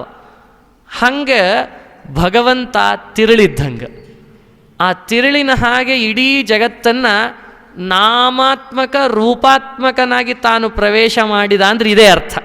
ಬಹಳ ಕಡೆ ಪ್ರವಚನದಲ್ಲಿ ಕೇಳಿರ್ತೀರಿ, ನಾಮಾತ್ಮಕ ರೂಪಾತ್ಮಕ ಅಂತಿರ್ತಾರೆ ಪ್ರವಚನಕಾರರು. ಏನಂದ್ರೆ ಅರ್ಥ, ನಾಮರೂಪನಾದ ಪರಮಾತ್ಮನೇ ತನ್ನ ನಾಮ ತನ್ನ ರೂಪಗಳಿಂದ ವಸ್ತುಗಳಲ್ಲಿ ತಾನು ಪ್ರವೇಶ ಮಾಡಿದಾಗ ತನ್ನ ನಾಮವನ್ನು ವಸ್ತು ಪಡೀತದಂತೆ.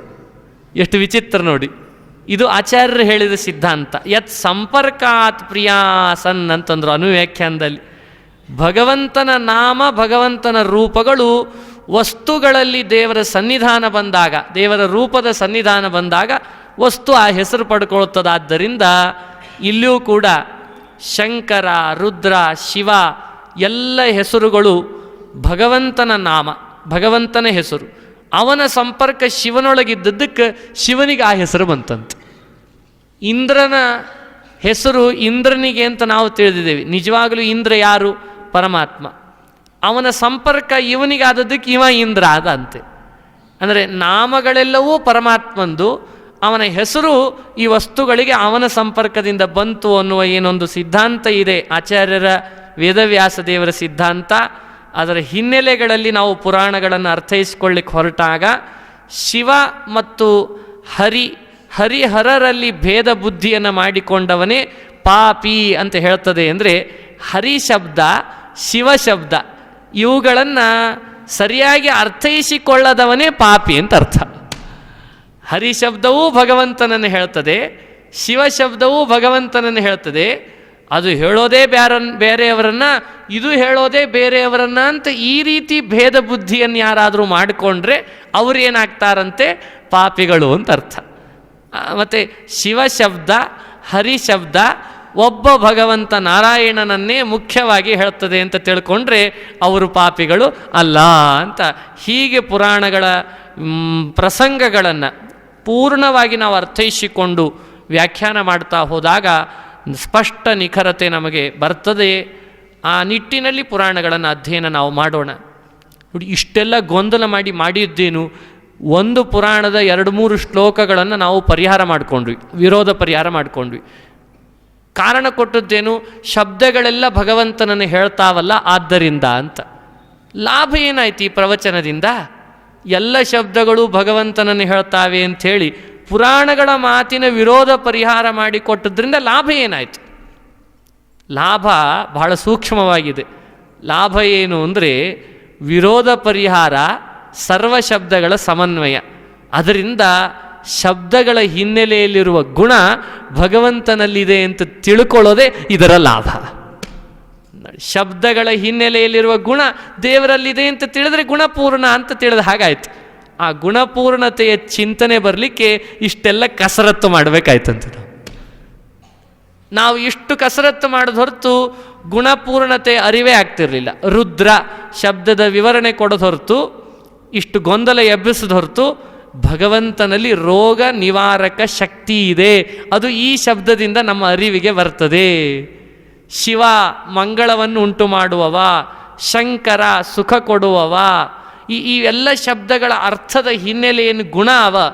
ಆ ಎಲ್ಲ ಗುಣಗಳೂ ಪರಮಾತ್ಮನಲ್ಲಿ ಅವ ಅನ್ನೋ ಗುಣಪೂರ್ಣತೆ ಅರಿವು ಬರಬೇಕಾದ್ರೆ ಇಷ್ಟು ಕಸರತ್ತನ್ನು ಮಾಡಲೇಬೇಕು.